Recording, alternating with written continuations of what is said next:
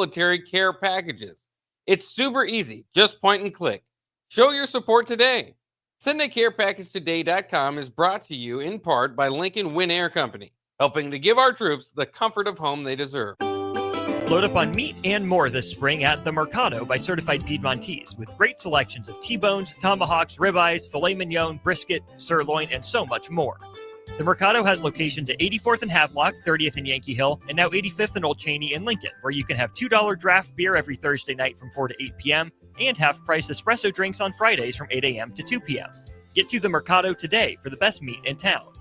When daily energy fades and your drive just isn't what it used to be, Game Day Men's Health helps you step back into top form. Game Day Men's Health is one of the country's fastest growing clinics, and they focus on men's wellness, providing customized solutions with professionalism and privacy in mind. Testosterone optimization, weight management, vitamin injections, and shockwave therapy are just a few of the many things they offer. Restore your energy and rediscover confidence with the help of Game Day Men's Health, because every man deserves to feel his best every day. Visit them online at GameDayMen'sHealth.com today or in person at one of their 2 locations in Omaha. At Valentino's, we're on a mission for tradition. On every slice, for every bite. Golden baked crust, cooked to perfection every time. Savory sweet sauce that's made from our own secret recipe. Loaded with the perfect amount of fresh toppings and melty mozzarella cheese. It's the tradition that Nebraskans have come to love. From game day to every day. Valentino's. Taste the tradition. Welcome to the 2025 NSAA State Baseball Tournament on 93.7 The Ticket and theticketfm.com. State baseball broadcasts are powered by Game Day Men's Health, Max Tan, Doane University, Raising Cane's, and the NDOT Highway Safety Office. Now, calling all the action, here's Nick Sainert and Austin Orman. After a 2-hour and 5-minute rain delay here at Warner Park, we are finally ready to go in the Class A state championship game. Nick Sainert, Austin Orman, Jackson Kleinschmidt back in our 93.7 The Ticket studios. Thank you guys for taking the reins the last couple of hours, and DP, of course, as well, as we are ready to go for Lincoln East and the Millard North Mustangs here. We've had a great day of baseball. It didn't start out maybe the most competitive, with Malcolm winning 10-0 over Central City Centura. But then in Class B, man, it was a doozy between Gretna East and the Bennington Badgers. Gretna East, for the first time in school history, a state champion in baseball as they continue their hot run early in their school's history, with girls basketball having success at state, soccer just won a state title, and now baseball as well. But Austin Orman ahead of Lincoln East and Millard North. This is going to be a good one. We've been waiting for it. We were talking off air about, despite the 2-hour rain delay, the energy is still here at Warner Park. Nobody went home. They just hung out on the concourse. They entertained themselves for a couple hours. Really good student section representation. They're making themselves heard. And it just feels like once we got that first pitch time announced, people are like, okay, the end is in sight. We know we're going to play baseball tonight, and that's exciting. We do get to cap the Nebraska State baseball season for the spring here tonight between 2 teams, Nick, that, might not look evenly matched on paper, but are both playing some really incredible baseball right now. I think this is a fantastic way to cap the spring baseball season here in Class A. I think this game is similar to the Class B game, where one of the things that I said was you can't look at the Gretna East. You can't look at the Gretna East record and go, okay, this game is so lopsided. In reality, what happens is, if you look a little deeper, Gretna East is just as competitive as any program you'll see in Class B. I think Class A, Millard North is playing the best baseball of their season at the perfect time, while on the other side for Lincoln East, steady all year long. 29-3, I believe, entering the state tournament, and all they've done is go 3-0 here so far in the Class A state tournament. First round game against Papillion La Vista was business as usual, 6-0 for them.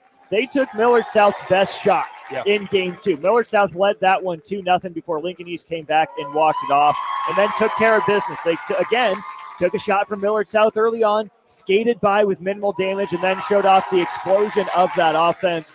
6 runs in the bottom of the first en route to a 10-3 win. And then on the bottom of the bracket, Nick, from Millard North, They upset Papiola Vista South 5-3 in a game that really, despite being a 2-run game, kind of felt like Millard North put it in cruise control early on in that one. They finish it off. They have another business-like win over Elkhorn South, and then you get that rematch. Elkhorn South gets 2 cracks at Millard North. They win the first one in somewhat dramatic fashion, 7-5. Millard North made it interesting late, and you and I were talking about Millard North. They came out maybe a little flat in that first game against Elkhorn North.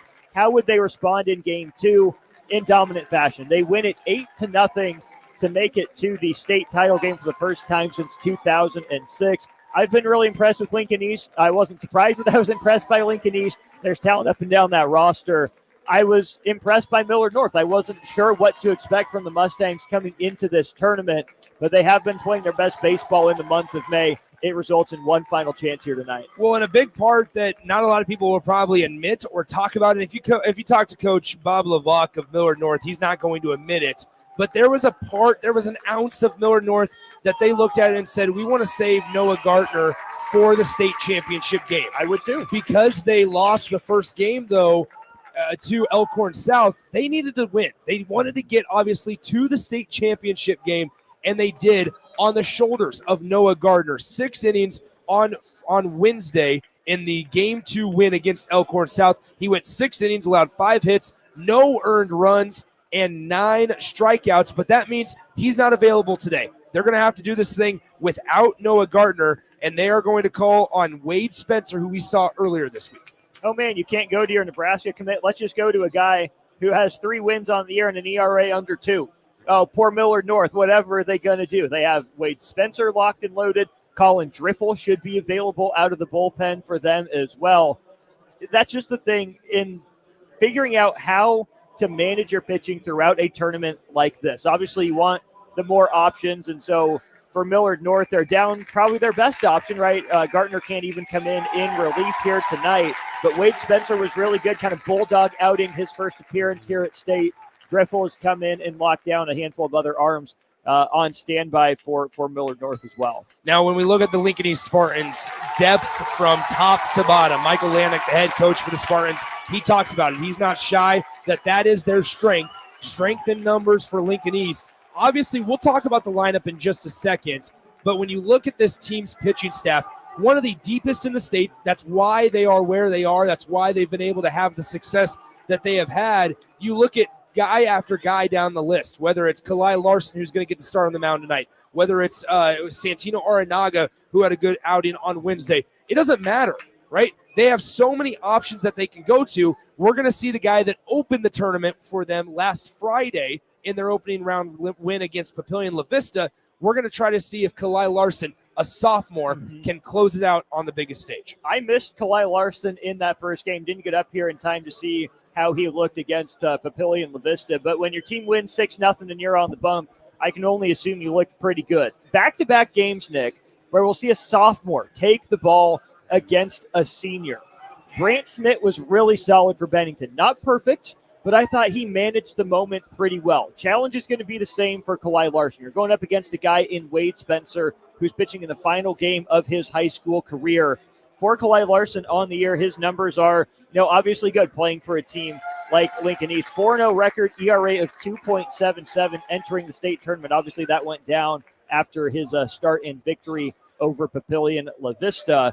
But managing the moment, staying competitive when adversity hits. Not if adversity hits, when it hits will be key for the sophomore wearer number 1. There's so many notable names on this Lincoln East roster as well, starting with Jeter Worthy behind the dish, Joey Senstock manning the shortstop position, and then even a guy like Troy Peltz out in center field. You look at all 3 phases, all 3 levels like we always talk about in football. How about the 3 levels in baseball?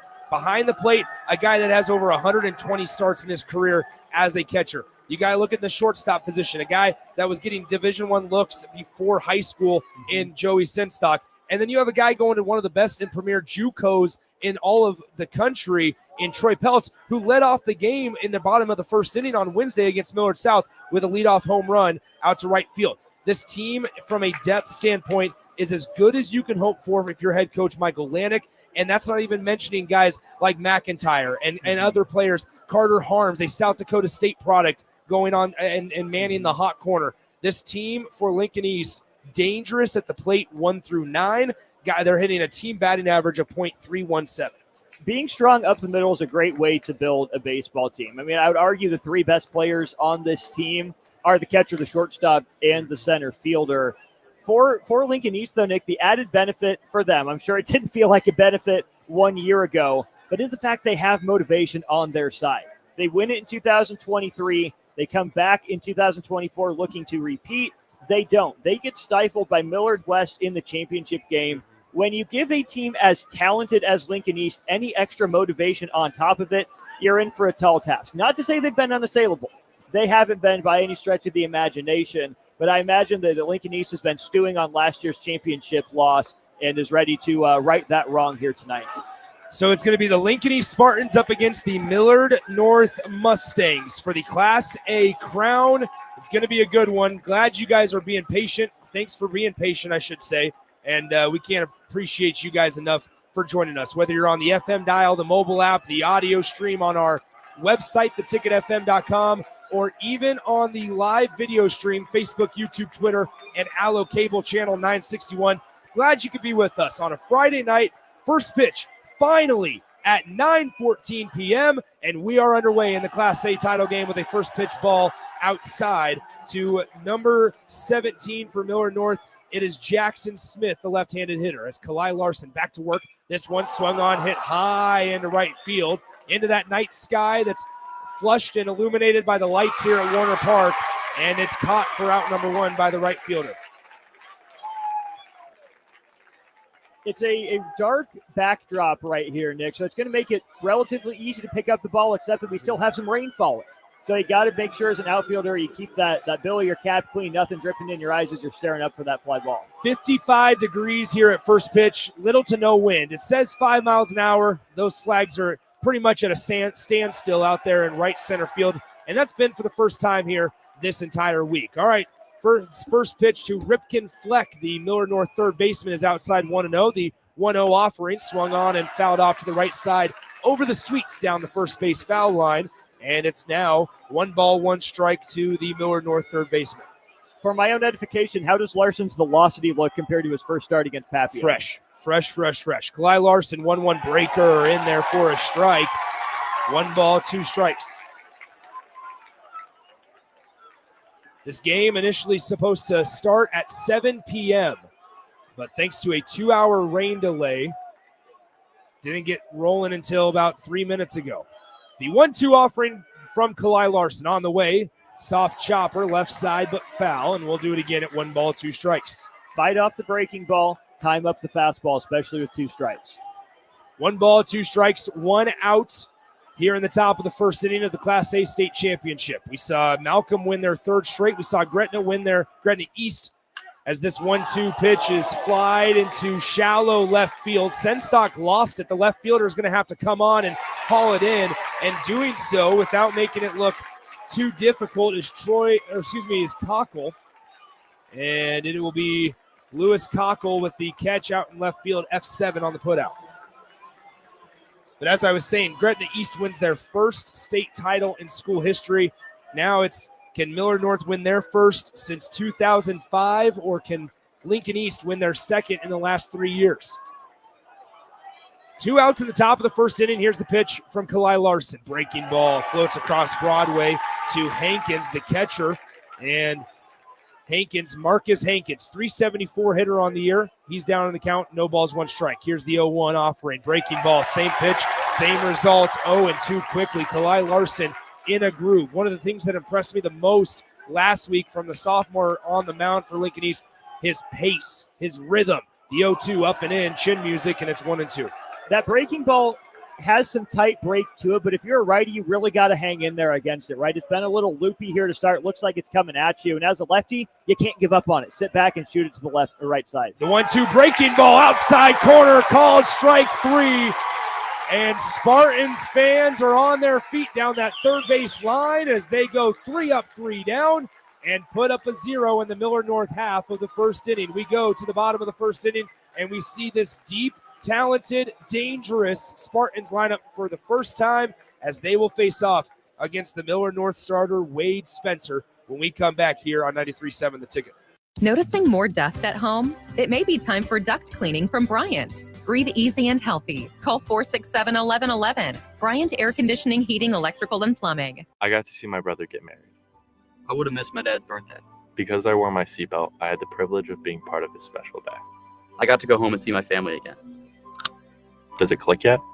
Brought to you by NDOT Highway Safety Office. I would have never had the chance to see my daughter become a doctor. I was able to go to my brother's graduation. I wouldn't have adopted my first pet. And then it clicked.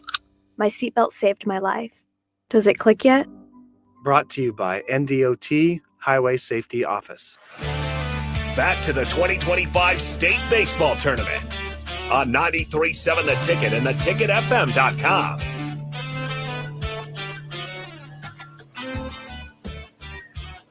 Welcome back into Warner Park. Nick Sainert, Austin Norman with you here on 93.7 The Ticket, theticketfm.com. A 3-up, 3-down inning for the Spartan starter Kalai Larson on the bump in the top of the first inning. Now we turn to the home half of the first as the Lincoln East Spartans will send Troy Peltz, Jeter Worthley, and Joey Senstock up to the plate here in the bottom of the first inning. Once again, Nick Sainert, Austin Norman with you here as they will be facing on the mound, number 11, the righty for Millard North, Wade Spencer.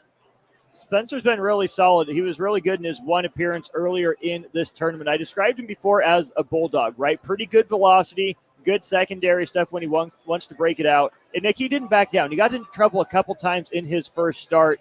He really bared down. Again, I go back to you probably anticipated it being Noah Gartner, but it didn't work out. And if Wade Spencer's your fallback play, you're in a really good spot as a program. So once again, Troy Peltz, Jeter Worthley, Joey Senstock all due up here in the home half of the first inning for Lincoln East. And I said this on Wednesday when we got to see the Spartans play against Millard South, but I mean, goodness sakes, Austin, you look at the guys that they're sending up to the plate 1 through 9, Troy Peltz, Iowa Western, Jeter Worthley, and Joey Senstock, back-to-back Husker guys.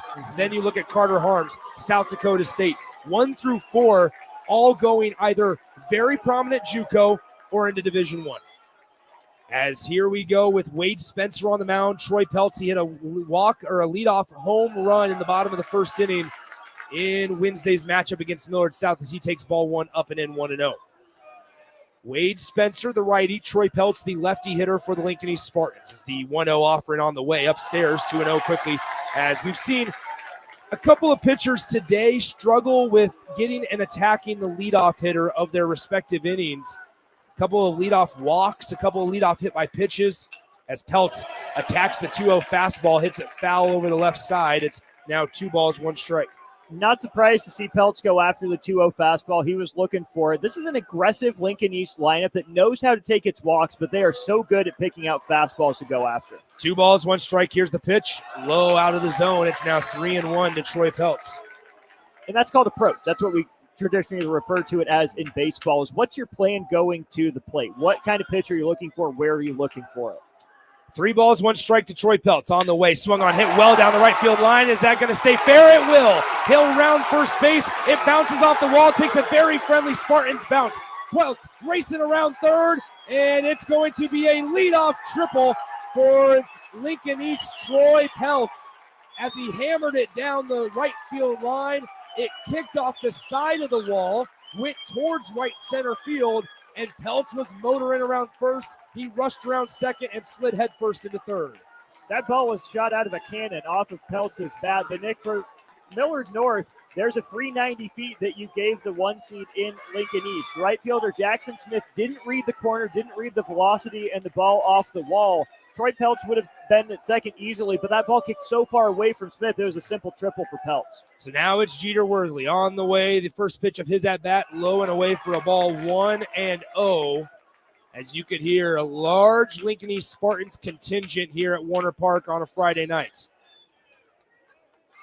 1 ball, no strikes, as now Wade Spencer will step off the rubber, and we will get ready for the 1-0 offering here in just a moment. Spencer's got good stuff. You're really looking for a strikeout here, something soft on the infield if possible. The 1-0 offering to Jeter Worthley is low out of the zone, 2-0, and this is where you get into danger if you're Millard North, just because getting behind in the count to these guys in how deep and talented this Spartans lineup is. They're looking to attack anything that's hard and over the plate. The 2-0, it hits Jeter Worthley, and now Worthley will occupy first base. So a hit by pitch to the second batter of the game, and now Lincoln East. We saw something similar on Wednesday against Millard South. They attacked early on, and from the start, it was all Sparty. Here, runners on the corners. Worthley is at first, Troy Peltz is at third, and Joey Senstock, the shortstop for the Lincoln East Spartans, is going to step into the box here in just a moment. But first, it looks like we're going to have a quick conference on the mound between the pitcher and the catcher. Speaking of catcher, I would not be surprised to see Jeter Worthley in motion, probably pretty early in this at-bat. Some of it is, do you want to go or do you want to stay put? The other part of it is, what do you think Wade Spencer is going to do here? What are you going to ask Joey Senstock to do? He's hitting third in your lineup. Do you let him swing away, or do you try to ask Joey Senstock to put down a good bunt down that first baseline, move Jeter Worthley, or do you have him, push it down the third baseline and have Troy Peltz read it? Runners at the corners. Here's the pitch to Senstock. He attacks it on a fastball just inside, and it's now no balls, one strike coming up to Joey Senstock, the future Husker.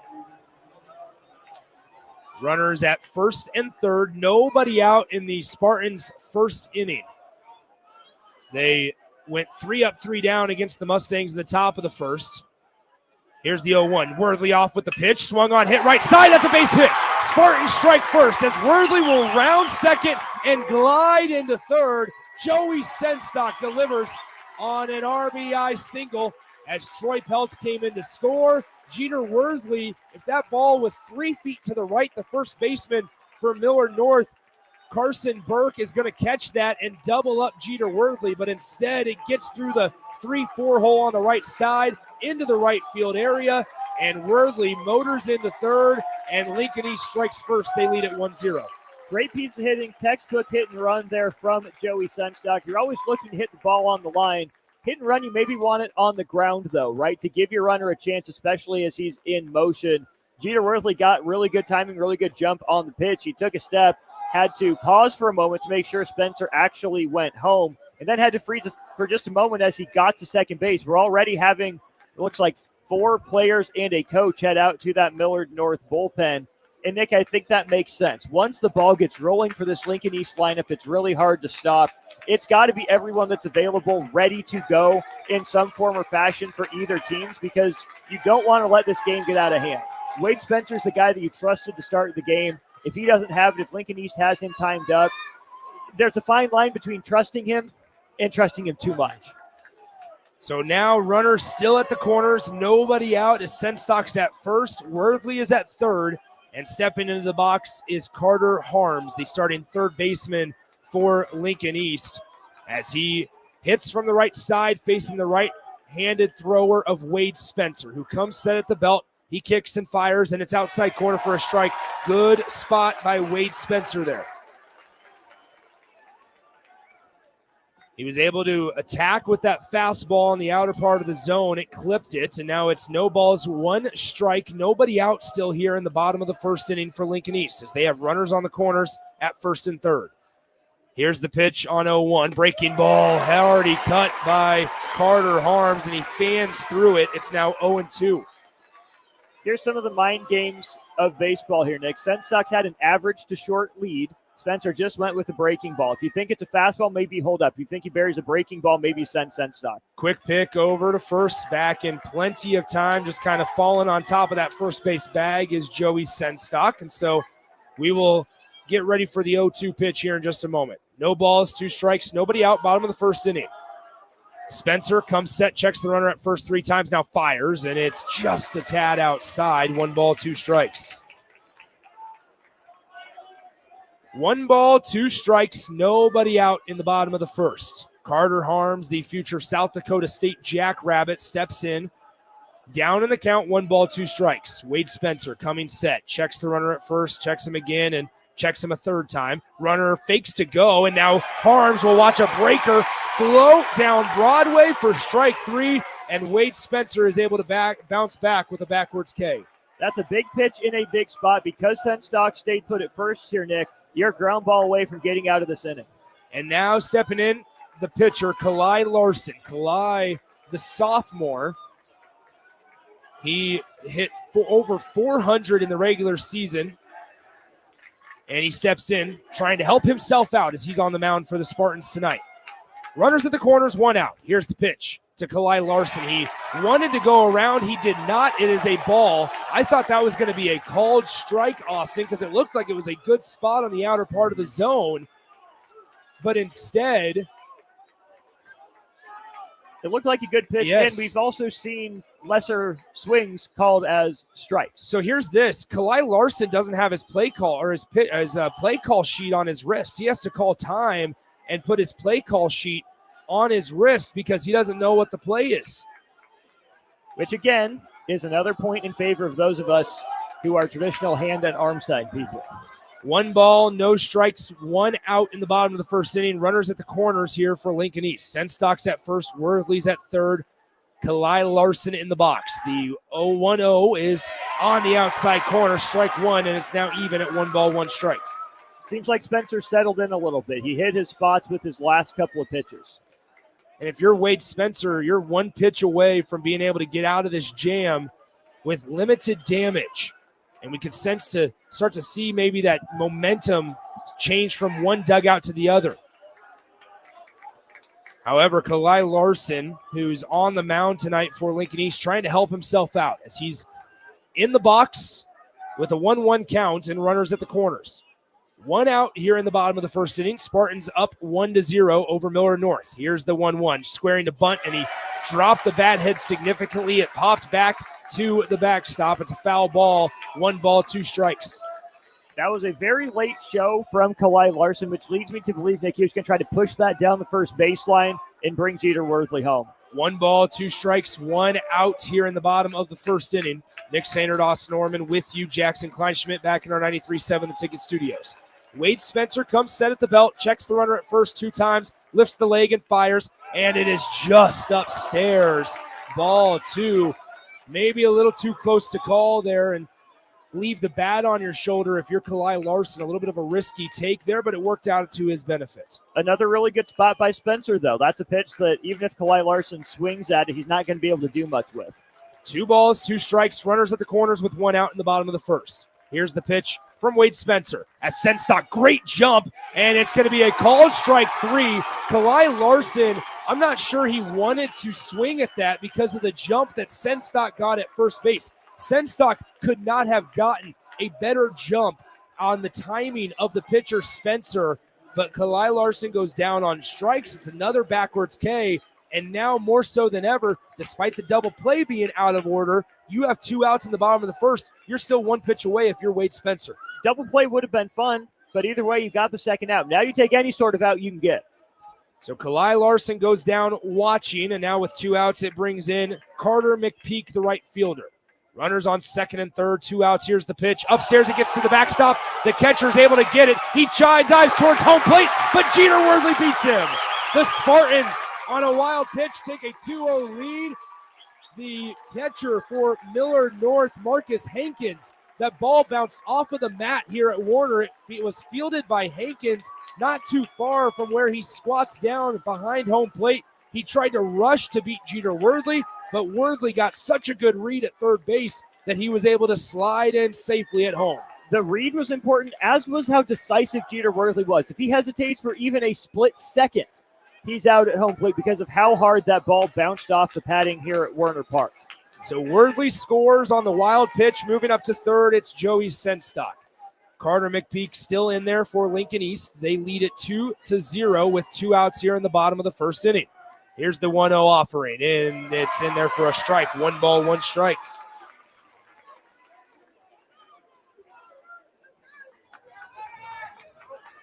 One ball, 1 strike as Wade Spencer comes set. 2 outs in the bottom of the first inning. He delivers.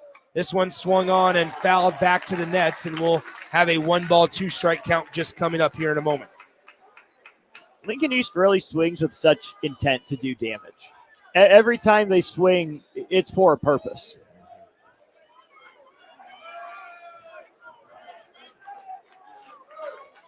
One ball, 2 strikes, 2 outs. Here's the pitch to Carter McPeak.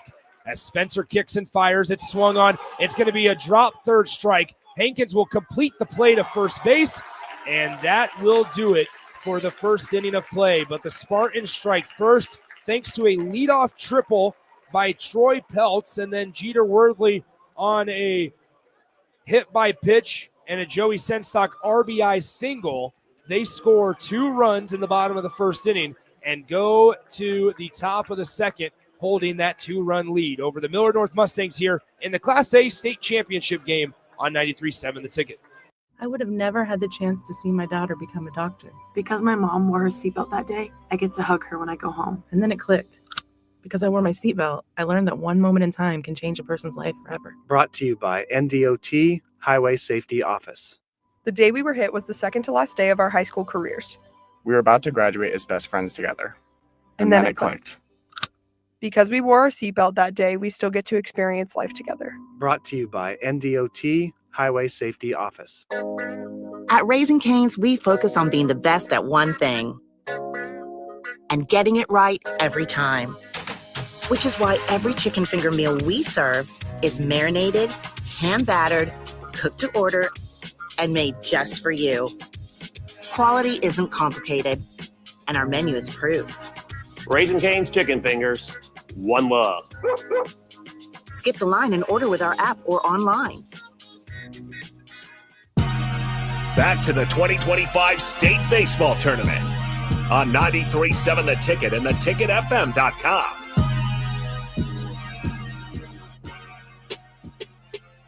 Welcome back to Warner Park. Nick Sainert, Austin Orman with you here on 93.7 The Ticket, theticketfm.com. 22 games have been broadcasted over the last 7 days here on 93.7 The Ticket. Could have been 23, but Lincoln East decided to beat Millard South on the first game of the day on Wednesday. So that if necessary matchup was not necessary. As the first batter of the top of the second inning is going to be Caden Schaefer. The 0-1 pitch is now slapped to the shortstop. Senstock fields it cleanly, throws it over to Peterson at first base to retire Schaefer for out number 1. So now that'll bring Alex Burrish up to the plate. Burrish, the starting center fielder for the Millard North Mustangs here. He hits from the left side. Righty Kalai Larson. This one slapped out left side, but foul, and we'll have no balls, 1 strike coming up in just a moment. Let's pass along the news that Nebraska baseball will now play 9 o'clock tomorrow morning. That is right. We talked about it during the break, and I already forgot. That's all right. According to Evan Bland, friend of the station, friend of On the Block, Nebraska, Oregon, 9 a.m., Iowa, UCLA at 1, and then the Oregon-Nebraska winner will play again at 5. The pitch to Burrish is in the dirt, 1 ball, 1 strike. Reminds you somewhat of the day Nebraska played Michigan twice up in the Big Ten tournament if Nebraska takes care of business in the first one. That's right. I forgot about that year. 1 ball, 1 strike. Here's the pitch. Swung on, hit left side real well, but fairly routine for the left fielder Cockle as he is able to come in and make the catch for out number 2. So far, a really promising sign for Kalai Larson and Lincoln East coaching staff on the mound. 3 flyouts, a backwards K, and a ground out. Today, the fly ball won't necessarily hurt you, right? It's been the kind of lazy fly ball variety, not the, oh my gosh, watch out, maybe that one's out with a little wind variety. So now stepping into the box, it is going to be Spencer Phillips, the designated hitter.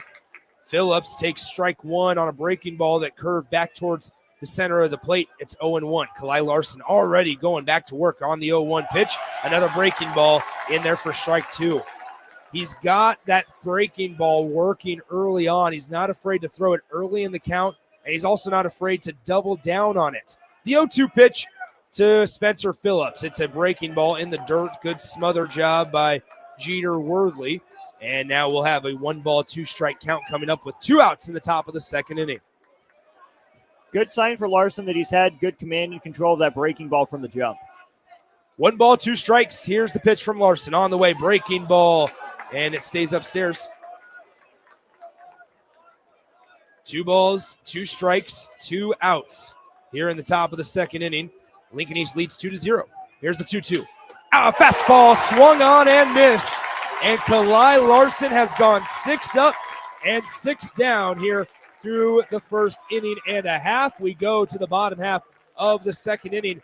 Due up in the bottom half of the second, Brody McIntyre, Lewis Cockle, and Peterson, as those three will come to the plate for Lincoln East in the bottom half of the second inning. We'll step aside, come back in 60 seconds here on 93.7 The Ticket.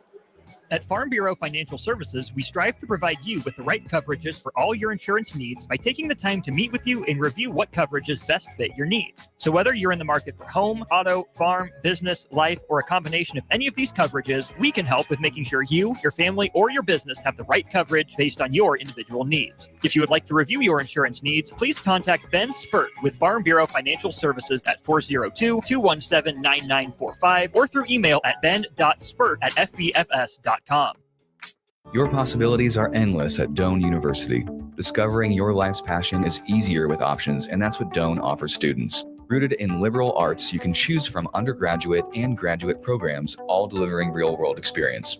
At Doane, we take a personal approach to education, giving you the guidance you need to own your future. It's not just our innovative learning, it's the feeling of being surrounded by possibilities that makes you different. Apply today at doane.edu/apply.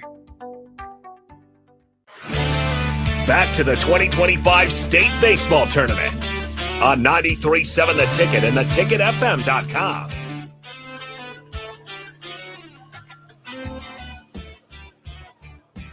Welcome back in. It's the bottom of the second inning. Nick Sainert, Austin Orman with you. Jackson Kleinschmidt back in our 93.7 The Ticket studios here. 2-0 Lincoln East leads as they will send Brody McIntyre to the plate as he slaps this one down the right side.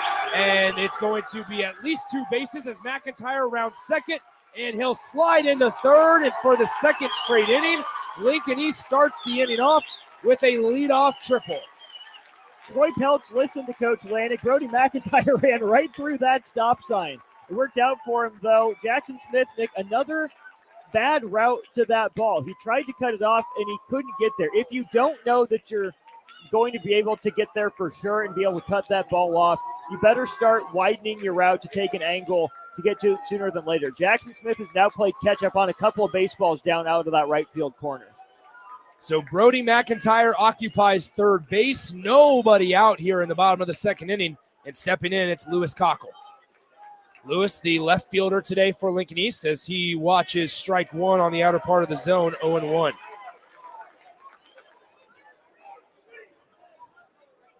No balls, 1 strike. Lewis Cockle, the senior. The 0-1 swung on, skied into right field. This should be deep enough to score McIntyre from third. The catch is made. He's tagging from third. The throw is late. Brody McIntyre tags up and is safe at the plate. And Lincoln East has done now what they've done all tournament in that score in back-to-back innings. They put up another run here in the bottom of the second. So far, they now lead 3-0. Constant pressure out of Lincoln East. That's what they do. We talk about the lineup depth as we led off the show. For all the crap I've given Jackson Smith for his routes in right field, kid's got a cannon. He made that a lot closer than I thought it was going to be. So now that brings up Tanner Peterson. Peterson hitting in the 9-hole today for the Lincoln East Spartans as he watches ball one stay upstairs. He squared around for a moment, but pulled back and was going to take it no matter what. It's a ball, 1-0. 1 ball, no strikes, 1 out here in the bottom of the second inning. The pitch to Peterson, swung on and fouled off to the right side. It's now even at 1 ball, 1 strike.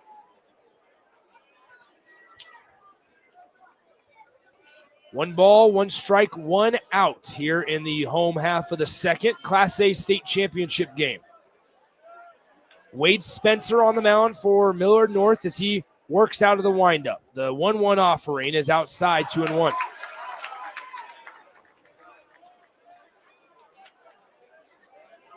With 1 out here, Nick, Peterson's job is to see pitches and see if he can get on base, get this back to the top of the lineup.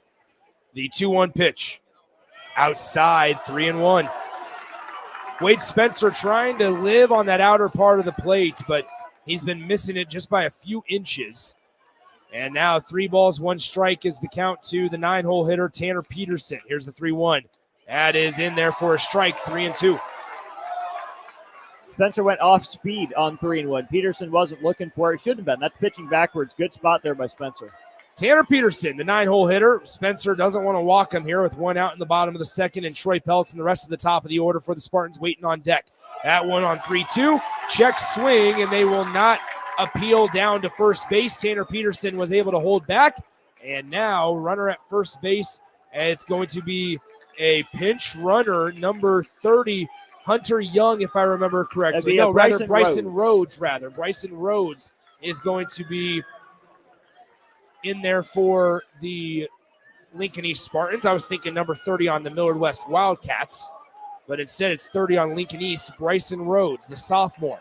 Impressive memory for a team you've only seen, once, maybe twice? That's right. Good stuff.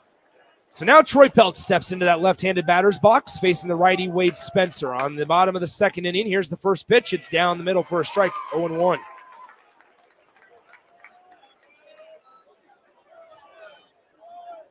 No balls, one strike to Troy Peltz. He had a home run in Wednesday's matchup against Millard South that he deposited over the right field wall.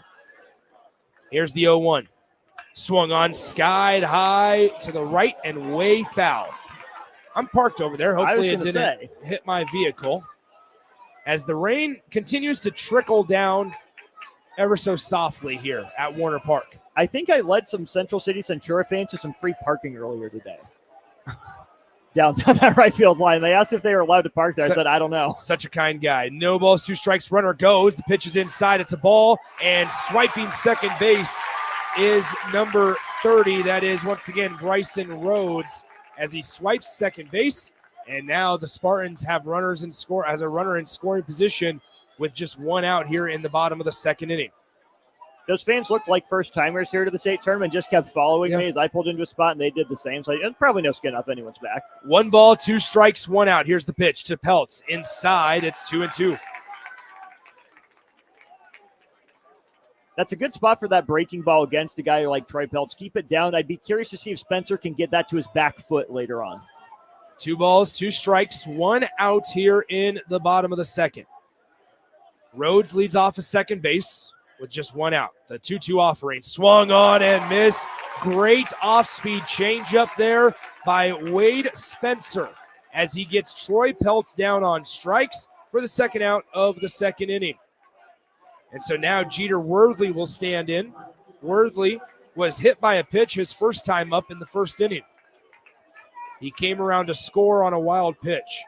Runner in scoring position is Bryson Rhodes. He stands at second base. Worthley stands in that right-handed batter's box. Here's the first pitch, and it almost hit him again. It's inside for a ball, 1-0.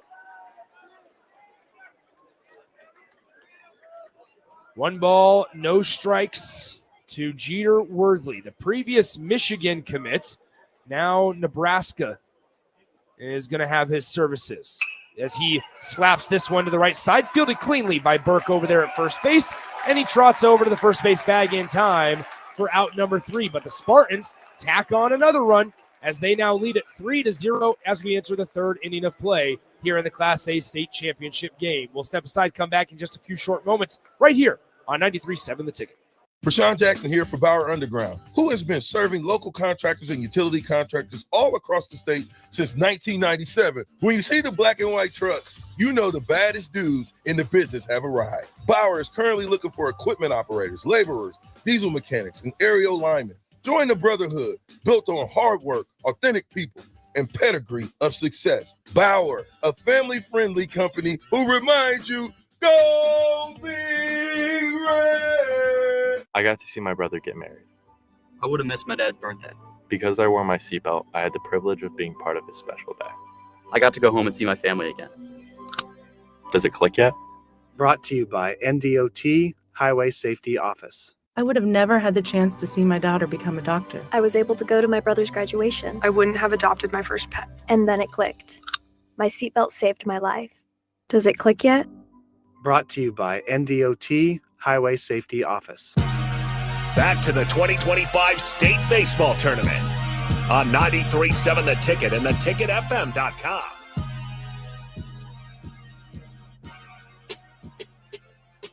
Welcome back into Warner Park. Nick Sainert, Austin Norman with you here on 93.7 The Ticket, theticketfm.com.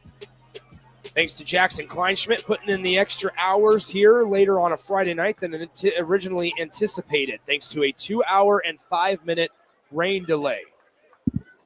They had to tarp the field. The tarp was on the field for about an hour, a little over an hour long.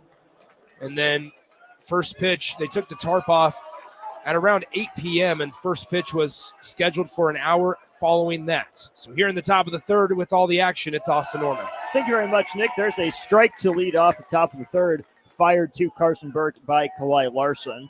Larson has gone 6 up, 6 down, 3 outs recorded in the air, 2 via the punch out, and 1 on the ground. This one skied on the infield. Looks like Senstock's taking charge. He does so right behind the mound. 2 pitches and 1 away for Kalai Larson as Carson Burke recorded the final out of the bottom of the second. Now the first out of the top of the third. 7 up, 7 down for Kalai Larson here in the Class A state championship game. You would never know by his demeanor that he's just a sophomore. Here's Tanner Evans, second baseman today, wearing number 1. He takes a breaking ball over the outside edge for strike 1. Now, if you're Millard North, you're down 3-0.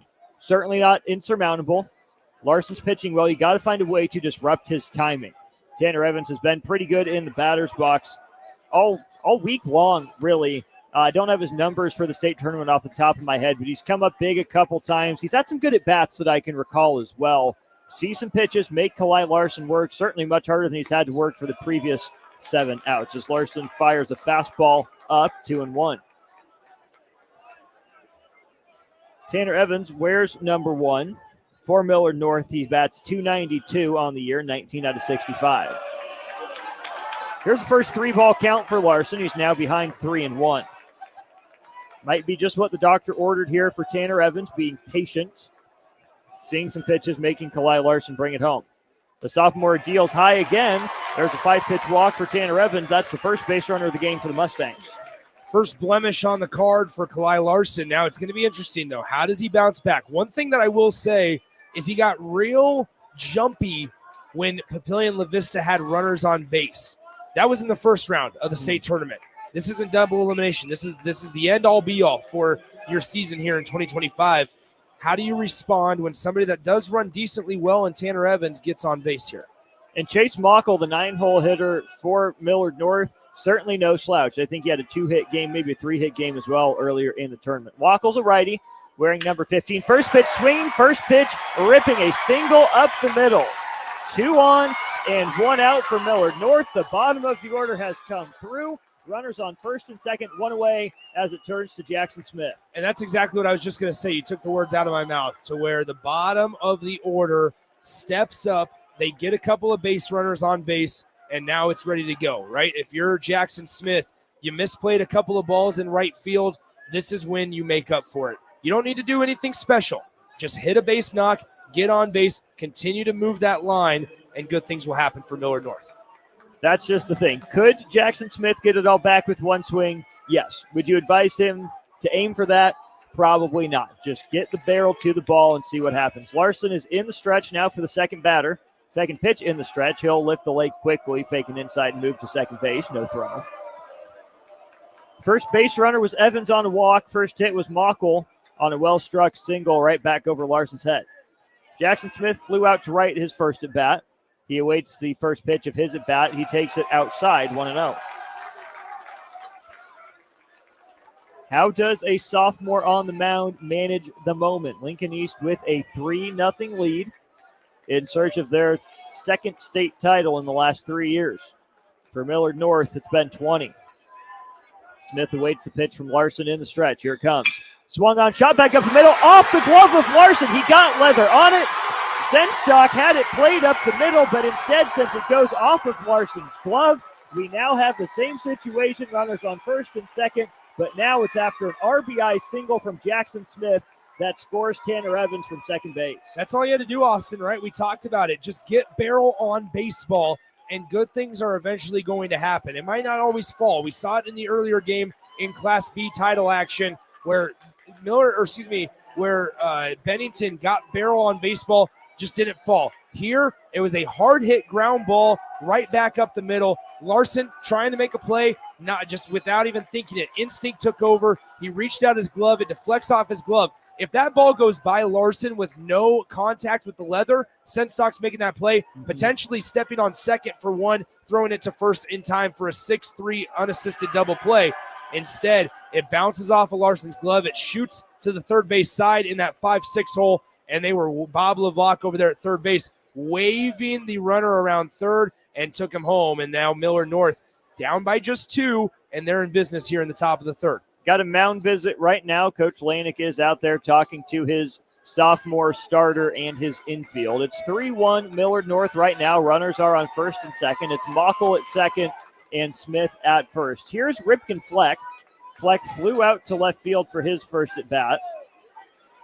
This year, Fleck, the senior, bats .345. He's driven in 11 runs. This game far from over if you're either side. Millard North just needs to sink their feet in and make sure that they know in their minds they belong here. Larson, big leg kick, brings it home, but bounces it there, 1-0. For Lincoln East and Kalai Larson, can you make the next pitch? For Millard North and Ripken Fleck, feed into the moment, feed off of the moment, but don't get overcome by it. Righty-righty matchup. Larson wears number 1 in his home white uniform. Fleck wears number 2 in his road black. Larson is set at his torso. He brings it home. Swung on and missed. Big swing by Ripken Fleck, but Kalai Larson evens up the count 1-1. It feels like Kalai Larson on the mound for Lincoln East has better control when he kind of goes quicker with the leg kick. Don't try to do anything special just because you have runners on base and you're trying to mix up timing. You can mix up timing in a plethora of ways. Don't do something that's uncomfortable. Couple peeks to second base. Now Larson does bring that big leg kick and misses low, 2-1. Probably more important to vary your timing with just a runner on first. It's a lot more difficult to steal third. Well, but then also you can vary your timing by how long you're taking after you come set, right? You can also control your breathing there. However, from a mechanic standpoint, you don't want to do something that you're not used to or your body is doing just because you're so concerned about a runner at second base. In this case, Chase Mockle swiping third base. You're operating out of concern and out of fear of the runner at second base making a play rather than confidence, which is how you were operating when you set down the first 7 batters in a row. Now there's some confusion between Worthley and Larson, and that was a quarterback level pump fake there from Jeter Worthley. Of course, has played quarterback for Lincoln East in the past. Our home plate umpire starting to make the jog out there. As soon as he saw Worthley take a half step back toward him, he turned his back, and Worthley bought himself another 5 or 6 seconds of conversation. It's a 2-1 count to Ripken Fleck, right-handed batter hitting in the 2-hole for Millard North.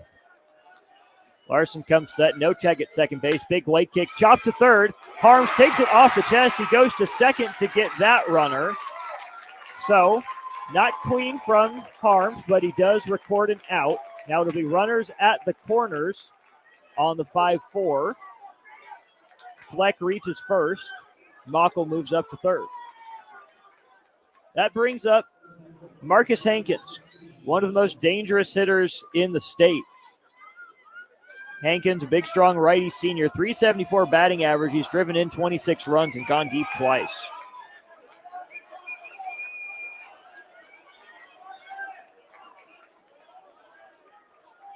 Larson, a long pause. Now he picks over to first. Flex scampers back over there. You know, Jeter Worthley has a good arm, so a strong lead is paramount if Millard North wants to put Ripken Fleck in motion. Hankins takes a breaking ball for a strike, 0-1. It's interesting. Michael Lanick, the head coach for Lincoln East, has shifted his outfielders a little more to the right. There's no wind here. We've been seeing that the wind's blowing to the right in the previous days, but tonight the flags are at a standstill. They must feel like Hankins can use all sides of the field. Got time called before the pitch. Jeter Worthley called time coming out of his stance. He wanted to communicate something to his defense. With runners at first and third, I think Jeter Worthley didn't remember that he had to get the call into his defense for how they wanted to play a potential steal. Interesting as well, Nick, when you think about the shifting of the outfielders, what it means for Kalai Larson and the different spots he needs to hit compared to playing straight up. So it's an 0-1 count to Hankins after time was called by Worthley. Larson brings it home. Fleck doesn't run. There's a pitch in the dirt. Worthley's all over it, 1-1. It's fascinating, this defensive alignment for Lincoln East. The second baseman, Brody McIntyre, is lined up a little more narrow than what you would normally see a second baseman. However, the center fielder and right fielder, center fielder Troy Peltz, shaded over to the right center field gap a little bit more than normal. It's interesting, this alignment for Lincoln East. We'll see what happens. Ripken Fleck is really dancing over there at first base. He's taken an early secondary lead. And if you're Lincoln East, you maybe notice that and try a called pickoff play here at some point. Larson missed with that one. It's 2-1. Muckle at third. Fleck at first. Hankins in the batter's box for Millard North. Larson delivers home. Hankins takes a fastball on the outer edge, 2-2.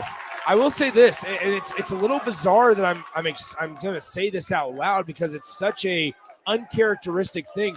Jeter Worthley, real antsy behind the dish. He's fallen over his feet just a couple of times here these last couple of pitches. He's got to sit back, help your pitcher out a little bit. It hasn't hurt him to this point, but you don't want to be too loud, too antsy behind the dish. Here's a 2-2 breaking ball that's hammered into the right center field gap. Drifting over is the right fielder for Lincoln East, Carter McPeak. He squeezes it, and Kalai Larson gets out of the top of the third, allowing just the one run. Millard North gets one back. Can Lincoln East respond? We'll see after this on 93.7 The Ticket. Hey guys, it's your girl Jordan from Sartor Heyman Jewelers. Have an anniversary coming up? I've got you covered. Celebrate your love with the timeless elegance of jewelry.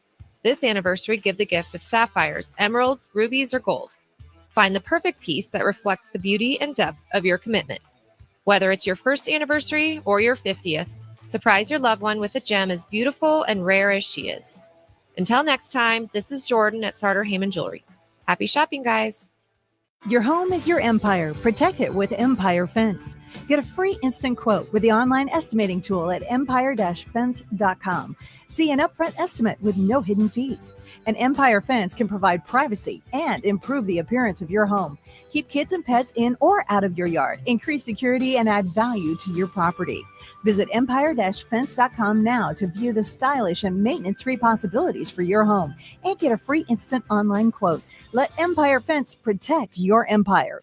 This is Lincoln's home for sports talk on the FM dial. Also online at theticketfm.com. On the internet. KNTK FM Firth, 93.7 The Ticket. Back to the 2025 State Baseball Tournament on 93.7 The Ticket and theticketfm.com. It's 3-1. Lincoln East has the advantage over Millard North through 2.5 frames. Activity in the Millard North bullpen, but it's Wade Spencer climbing the hill for his third inning of work. I'm Austin Norman. Nick Sainert with me here at Werner Park. Final state baseball game of the year, final baseball game period for the spring season here in the state of Nebraska. Had a couple good ones. I know it was a 10-0 Malcolm score, but to see a team be so dominant in their quest to three-peat is impressive in its own right. You look at Gretna East getting the first state title in baseball program history, and now for Millard North, if they can pull off the comeback, it'd be their first in 20 years. For Lincoln East, they can cement their mini dynasty with their second in 3 years. Spencer's first pitch to future Husker Joey Senstock is low, 1-0. Yeah, I think next year, look out for the Ticket to certainly be calling more games in the regular season, too. We've been told that would be advisable. Senstock takes a breaker over the outside edge, 1-1. If you would like to make that possible, please let us know. 402-464-5685. Any sponsorship dollars go a long way. Exactly. There's some logistics. There are.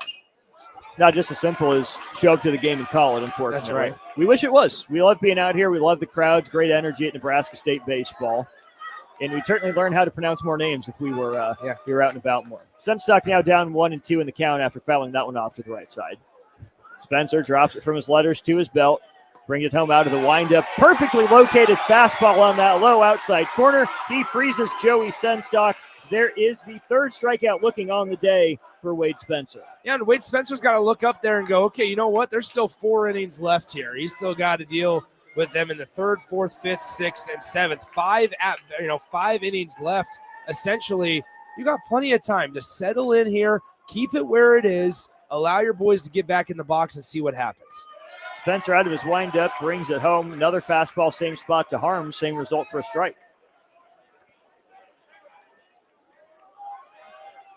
Spencer nods, gets the sign from Hankins. Here comes the 0-1. Breaking ball lifted in the air to left field. Harms was lunging out in front of that one. Camping out underneath it for Millard North. In left field is Caden Schaefer. So quickly 2 away here in the bottom of the third. Good job by Spencer of battling back, finding some pitches that work, and being able to locate them.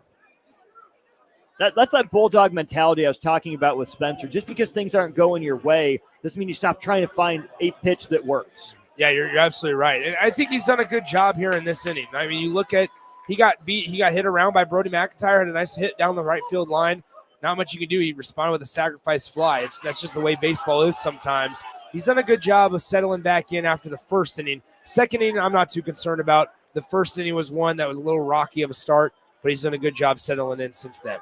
He faces his counterpart on the mound, Kalai Larson, now, and falls behind him in the count 2-0.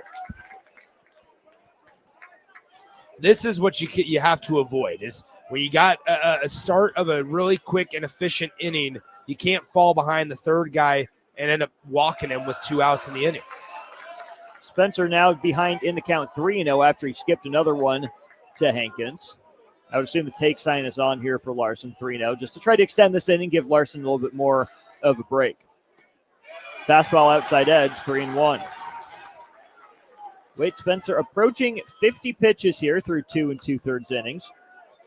Lincoln East has balanced patience and aggression well. 3-1 count. See if Larson gets his pitch. He does. Chops it up the middle on 3 hops to the second baseman, Tanner Evans. Evans collects, gets it over to first in plenty of time for the third out of the frame. For the first time today, Lincoln East is scoreless, but the Spartans still hold the 3-1 lead as we go to the fourth. Millard North due up next here on 93.7 The Ticket. I got to see my brother get married. I would have missed my dad's birthday. Because I wore my seatbelt, I had the privilege of being part of his special day. I got to go home and see my family again. Does it click yet? Brought to you by NDOT Highway Safety Office. I would have never had the chance to see my daughter become a doctor. I was able to go to my brother's graduation. I wouldn't have adopted my first pet. And then it clicked. My seatbelt saved my life. Does it click yet? Brought to you by NDOT Highway Safety Office. At Farm Bureau Financial Services, we strive to provide you with the right coverages for all your insurance needs by taking the time to meet with you and review what coverages best fit your needs. So whether you're in the market for home, auto, farm, business, life, or a combination of any of these coverages, we can help with making sure you, your family, or your business have the right coverage based on your individual needs. If you would like to review your insurance needs, please contact Ben Spurt with Farm Bureau Financial Services at 402-217-9945 or through email at ben.spurt@fbfs.com. Back to the 2025 State Baseball Tournament on 93.7 The Ticket and theticketfm.com.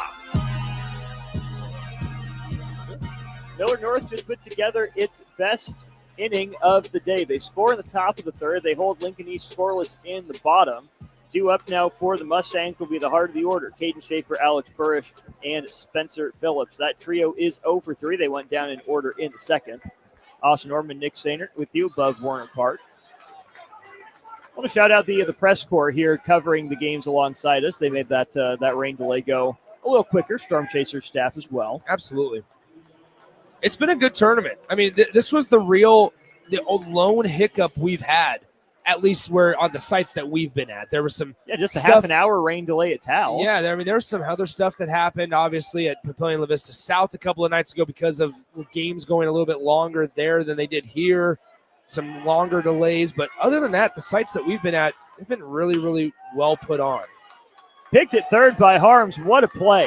1 pitch and 1 out for Kalai Larson here in the top of the fourth. That was a tricky hop by Harms. That was a good job, Nick, of reading that big hop, going and charging it. He didn't get it on that first bounce, but he did get the short hop picked cleanly in his glove. Yeah, it was a good play. Nice job by Carter Harms. Smooth hands. That's one thing I would say about this entire infield. Brody McIntyre, Senstock, and then Carter Harms. Smooth hands for the most part. And we've seen some really good infield plays here this week so far. Now, Alex Burrish hits a laser to right field, but not far enough up the gap. Ranging over to make the catch is Carter McPeak. Good swing, but bad result. Now 2 pitches and 2 outs here in the home or visiting half of the fourth. That ball was on a line, but McPeak had it played perfectly. Here's Spencer Phillips. Phillips went down on strikes to end the second inning. He takes a fastball outer corner, strike one. Cly Larson seems to be back in rhythm. Early swings from Millard North held. He snaps off a breaking ball, but tails too far away, 1-1. Certainly easier to pitch without runners on base. For a sophomore like Cly Larson, how is he able to respond after that inning? So far, so good. He gets Spencer Phillips to chase that breaking ball, 1-2. I guess maybe then mentality for Millard North is, what do you got to do differently? Get a guy on base. Cly Larson, completely different pitcher. Phillips chops that one foul toward the Lincoln East dugout on the third base side. We'll do it again at 1-2. Can you extend an at bat if you're Spencer Phillips? Can you foul off some pitchers' pitches and wait till you get yours? Put a good swing on it, right? Alex Burrish saw it well. He hit it well. Just an unfortunate, that's just baseball sort of result. Phillips will not extend the at bat. Oh, yes, he will. Yes, he will. It's being called a foul tip at the plate. Phillips knew it. You and I didn't hear it. Lincoln East sure didn't think it was there, but our home plate umpire said he heard enough of a foul tick, so we'll do it again at 1-2. The toughest part about doing a game book in pen right there.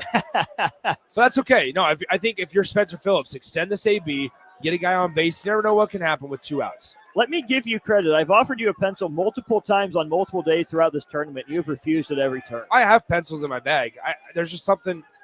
Okay, good. There it is. Pen don't lie.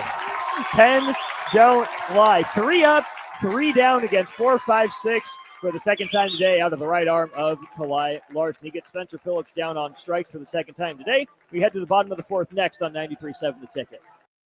Prashawn Jackson here for Bauer Underground, who has been serving local contractors and utility contractors all across the state since 1997. When you see the black and white trucks, you know the baddest dudes in the business have arrived. Bauer is currently looking for equipment operators, laborers, diesel mechanics, and aerial linemen. Join the brotherhood built on hard work, authentic people, and pedigree of success. Bauer, a family-friendly company who reminds you, go Big Red! Garage doors can break down or quit working at the worst times. At Doors Plus, they understand that a broken garage door sometimes means repair and not replace. Sometimes, all you need to make your door like new again is a few bolts, a realignment, or even a new balance. Trust the pros at Doors Plus to handle your garage door repair the right way so you can get on with your busy schedule. Visit them online at DoorsPlusLLC.com or give them a call today at 402-590-5800. Doors Plus, garage doors and more. Back to the 2025 State Baseball Tournament on 93.7 The Ticket and theticketfm.com. Halfway home, Lincoln East leads Millard North 3-1. Austin Orman, Nick Sainer here. Lincoln East will send Carter McPeak, Brody McIntyre, and Lewis Cockle to the plate. It only took a week, and Nick Sainer is finally allergic to me. There it is. Finally, the allergies are starting to happen here. I'm surprised it took this long. I am too. You know what? Maybe I'm not as intolerable as I used to be. Or my tolerance is just going up. Right. That's probably what's happening. More accurate. Carter McPeak will lead off the inning here for Lincoln East. He struck out. Third of the strikeout victims for Wade Spencer in that first inning. He'll be followed up by Brody McIntyre, who tripled to lead off the second. Uh-oh. Lightning in the distance. Let's hope our home plate ump didn't see it. Yeah. McPeak.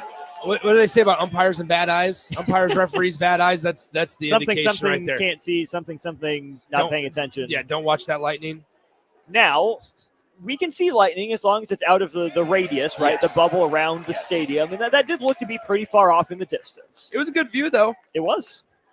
I mean, Austin, here's the contrast. I mean, it's been a pretty good week of weather for the most part. It's been pretty windy. There's not a lick of wind at Warner Park right now. Just the hot air coming out of our mouths up here in the press box. And out of this radiator that's blowing hot air all week. It's been about 86 degrees in our booth the entire week. We're not complaining by any means, but it's nice when you first walk in, but then if you don't open the windows, you're in trouble before too long. Yeah. And again, not to toot our own horns, but we did share the heat with other media members that stopped in and needed a little bit of a break from warming up. That's true. From the rain that they were sitting in outside. So we try to be nice guys. There goes McPeak down back to the dugout on strike for the second time today. Spencer struck him out with the 2-2 breaker. I mean, once again, Spencer's done a really good job of settling back in. I mean, that's now six straight that he's retired going back to the second inning. I mean, he's done a good job of kind of mowing down, and it's the top 6 hitters in this Lincoln East order. But the 7th hitter did some damage in the second. It's Brody McIntyre. He had a triple down the right field line. Tried to go that way again. That one's in on the hands. 0-1. Like we said, really no place to breathe if you're a pitcher against this Lincoln East lineup. Spencer's been gritty. He's gutted it out so far. He's ahead in the count, 0-1. Out of his windup, he'll fire it home. Fastball upper outer portion of the zone. That's a good spot, 0-2. And now we see Spencer getting back on the rubber, similar to what we see from Kalai Larson. Get into a rhythm, young man. We'll see what Spencer decides to go with on 0-2. Slow cake brings it home to Hankins. That's a fastball that he yanked down 1-2. I mean, I think there's a couple of things to take away from here, right? As you look at that first inning where Lincoln East scored 2 runs, one of those runs got on base because of a hit by pitch, and you were able to avoid it until the wild pitch, and that's how the run scored. Eventually, you actually struck out that batter that was at the plate for that time being. He wouldn't have scored. The 1-2 from Spencer, and he hit him. Breaking ball, tried to snap it off, start it right at McIntyre, get it to bend back over the plate. It does not. Gets McIntyre right in the square of the back, and he is aboard with 1 away. Brings up Lewis Cockle. Cockle hit a fly ball to right field that was deep enough to score McIntyre back in the second. Last 2 Spartans to reach base have done so on 3 passes. Tanner Peterson drew a walk, and now the hit by pitch to McIntyre. Lewis Cockle wearing number 8, playing left field. He's a right-handed batter. His average coming into the state tournament, 286. He smacks that one up the middle, could be 2. They're 6-4 and 4-3 with the pick by Burke at first base. Well done by Carson Burke. He stretches up the right field line, and he shows off the soft hands to retire the side. 6-4-3 double play ends it. Millard North coming to bat next, trailing by 2 on 93.7 The Ticket. Support Matt Talbot Kitchen and Outreach on Give to Lincoln Day. Your gift will be received by a portion of Lincoln Community Foundation's matching fund. Homelessness is a complex problem facing our community. By working together, we can find solutions. Your donation for Give to Lincoln Day moves us closer to ensuring that everyone in Lincoln has a safe place to sleep at night. Because of your generosity, hope lives here. Give anytime through May 29th at givetolincoln.com. At Raising Cane's, we focus on being the best at one thing and getting it right every time. Which is why every chicken finger meal we serve is marinated, hand-battered, cooked to order, and made just for you. Quality isn't complicated, and our menu is proof. Raising Cane's chicken fingers, 1 love. Skip the line and order with our app or online. Back to the 2025 State Baseball Tournament on 93.7 The Ticket and theticketfm.com. 3-1 Lincoln East as we head to the 5th inning. Kalai Larson on the bump. He will be facing Carson Burke, Tanner Evans, and Chase Mockel at 7, 8, 9 in the Millard North Mustang. Lineup here to tell you about it, Nick Sainer.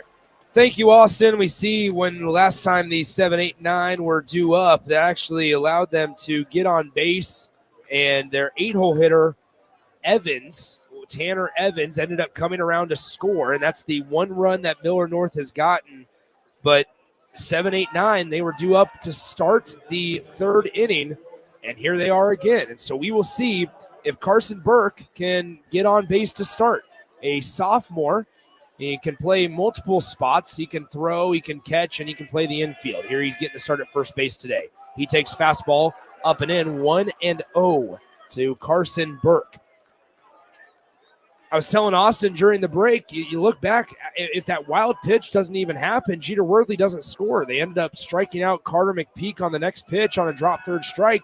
Worthy wouldn't have scored, and it would be just a 2-1 ball game right now. And from a morale standpoint, even though 2 runs isn't a lot, especially at high school baseball, a 2-1 on the scoreboard makes you feel a lot better if you have to come from behind on that one. The 1-1 pitch down and in the inside corner It's now 1-2 to Carson Burke. Especially since Kalai Larson seems to be back in the rhythm since Millard North hasn't disrupted him. And it looks like Lincoln East did that same defensive alignment with 2 strikes. They just moved into it. The breaking ball as it worked itself back to the center of the zone, and that is a backwards K once again for Kalai Larson against Carson Burke for out number 1. So now that brings up the second baseman, Tanner Evans. Evans hits from the left side. He was walked back in the 3rd inning on 5 pitches. Here's the first pitch of the at-bat from Kalai Larson. It's on its way. It's out of the zone for a ball, 1-0. 55 degrees here at Warner Park. The rain back to falling at a pretty good clip as this one by Tanner Evans is chopped foul, and we'll do it again at 1 ball, 1 strike. I've seen lightning flash a couple of more times. Looks like it's a little closer than what it was just 15 minutes ago or so. And here with the 1-1, 1 out, Tanner Evans. The rain, we can see it falling pretty significantly with the lights here at Warner Park. A lot of ponchos in the crowd. The 1-1 is swung on and missed by Tanner Evans, and now it's 1-2. Just past 10:15 p.m. here at Warner Park. Husker baseball got postponed to tomorrow morning. Here, we're playing baseball. The 1 ball, 2 strike pitch from Kalai Larson. It's swung on, fouled off right side to the Millard North dugout, and we'll do it again at 1 ball, 2 strikes. Millard North, not too far of a drive. I'm sure Giles Road is involved. It seems like Giles Road is always involved when you're driving around Omaha. 1 ball, 2 strike, pitch from Kalai Larson. Swung on and missed. It was a breaking ball that went towards the back foot of Tanner Evans. And with that, it's now 2 outs in the top of the 5th inning. Already close to 4.5 through play here at Warner in the Class A state championship game. That'll bring up the 9-hole hitter, Chase Mockle. Mockle gets the start at shortstop. He was the initiator of that 6-4-3 double play to end the Spartans' half of the 4th. As the first pitch of the at-bat to him is a ball low and away, 1-0. 1 ball, no strikes. Here's the pitch from Larson outside, 2-0. I hope we don't get to this point, and so I'm going to attempt to jinx it here. According to the best rules that I can find, if weather becomes a factor, this game would be suspended and completed. Okay. It wouldn't be after 4.5. That would not qualify as a full game here in the state tournament. I believe they would find a time to finish the game from the point of its suspension. 2 balls, 1 strike, 2 outs. Here's the pitch by Kalai Larson. Breaking ball, barely tapped, and it's foul. 2-2. Looks like the rain has started to lighten up. It's going to be on and off, I would imagine, for the next couple of minutes. 2 balls, 2 strikes, 2 outs here in the top of the 5th inning. The pitch from Kalai Larson. Breaking ball fouled off again to the backstop, and we will do it again. 2 balls, 2 strikes.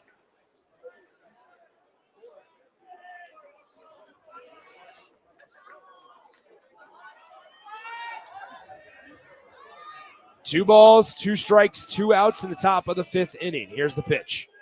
Breaking ball. It's off the glove of Kalai Larson. Rushing to first base is Mockle. He will be there in time.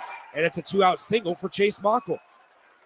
That's got to be a single as well. That was hit well, back up the middle, off the bat of Mockle. Would have been a tough grab for Larson to try to make. The fact that he got some leather on it was impressive enough as it is. And it looks like we did our job. The rain has subsided to some degree. And it appears that, in all honesty, as I peek at the radar currently, looks like we're going to have clear skies for the foreseeable future unless this game gets played until midnight. So now it is Smith who's going to be up, number 17 for the Millard North Mustangs, Jackson Smith. Quick pick over to first, back in time was Mockle. Smith hits from the left side, facing the righty Kalai Larson. Here's the pitch by Larson. Outside, ball 1. What I was looking at before was from the 2017 manual. The 2025 manual does say the same. So cool. We play full 7-inning games or more until a winner is determined here at the state tournament. 3 balls, 2 strikes, 2 outs here in the top of the 5th inning. Chase Mockel leads off of first, a very conservative lead over there. As now he extends it. Quick pick over to first base and back in time. That was a close one there. Chase Mockel not too far off, but he's been a little slow and lackadaisical getting back. Well, and part of that is that Larson has timed his pickoffs really well as Mockel is taking that extra step, only 1 foot down on the ground. Here's the pitch, back pick. No, they're not going to throw it. Jeter Worthy was trying to say that Jackson Smith was in his area. He was in the batter's box, and so you can't call batter's interference when he sits in the batter's box. Well, Worthley also would have better luck getting that call if he didn't step towards the pitcher's mound. Yeah. He stepped into Smith in that batter's box. 2 balls, no strikes here to Jackson Smith. Runner at first is Chase Mockel. The pitch on 2-0, breaking ball outside corner, strike 1. There's also a fine line for Millard North to walk here, Nick, in terms of aggression on the base paths. You know that Worthley has a cannon of an arm behind home plate. You know that Larson has that slide step and that high leg kick. The out is so valuable for Millard North. You don't want to give it away, but offense has also been hard to come by. Sometimes that extra 90 feet, the gamble to get it could be worth it when all you need is a single to score him instead of 2 or 3 singles to bring him home. 2 balls, 1 strike. Here's the pitch. Breaking ball. It looks like Jackson Smith wanted to swing. He then chose not to swing, and then he regretted not swinging there. And it's now 2 balls, 2 strikes. 2 balls, 2 strikes. Kalai Larson toes the rubber. Working out of the stretch, comes set while peeking over at the runner at first base, Chase Mockel. He's still set at the belt. Hesitates, now kicks and fires. This one swung on and missed. And now that is 5 complete here for Kalai Larson on the mound. He's only allowed just 1 run on 3 hits, and he strands Chase Mockel at first base. We turn to the bottom half of the 5th inning. When we come back, due up for Lincoln East in the home half of the 5th inning, it's Tanner Peterson, Troy Peltz, and Jeter Worthley here for Lincoln East when we come back on 93.7 The Ticket. With UBT, you've got total control over your money. Like Doug, who runs his game day tailgate like a well-oiled machine. I got burgers, brats, chicken, dogs, plus all the fixins. And with the UBT Go app, I can track my food spending from anywhere. Pro move. They don't call me Grill Sergeant for nothing. No matter your goals, UBT helps you feel good about reaching them. Union Bank and Trust. Member FDIC. Load up on meat and more this spring at the Mercado by Certified Piedmontese with great selections of T-bones, tomahawks, ribeyes, filet mignon, brisket, sirloin, and so much more. The Mercado has locations at 84th and Havelock, 30th and Yankee Hill, and now 85th and Old Cheney in Lincoln, where you can have $2 draft beer every Thursday night from 4 to 8 p.m. and half-price espresso drinks on Fridays from 8 a.m. to 2 p.m. Get to the Mercado today for the best meat in town. Back to the 2025 State Baseball Tournament on 93.7 The Ticket and theticketfm.com.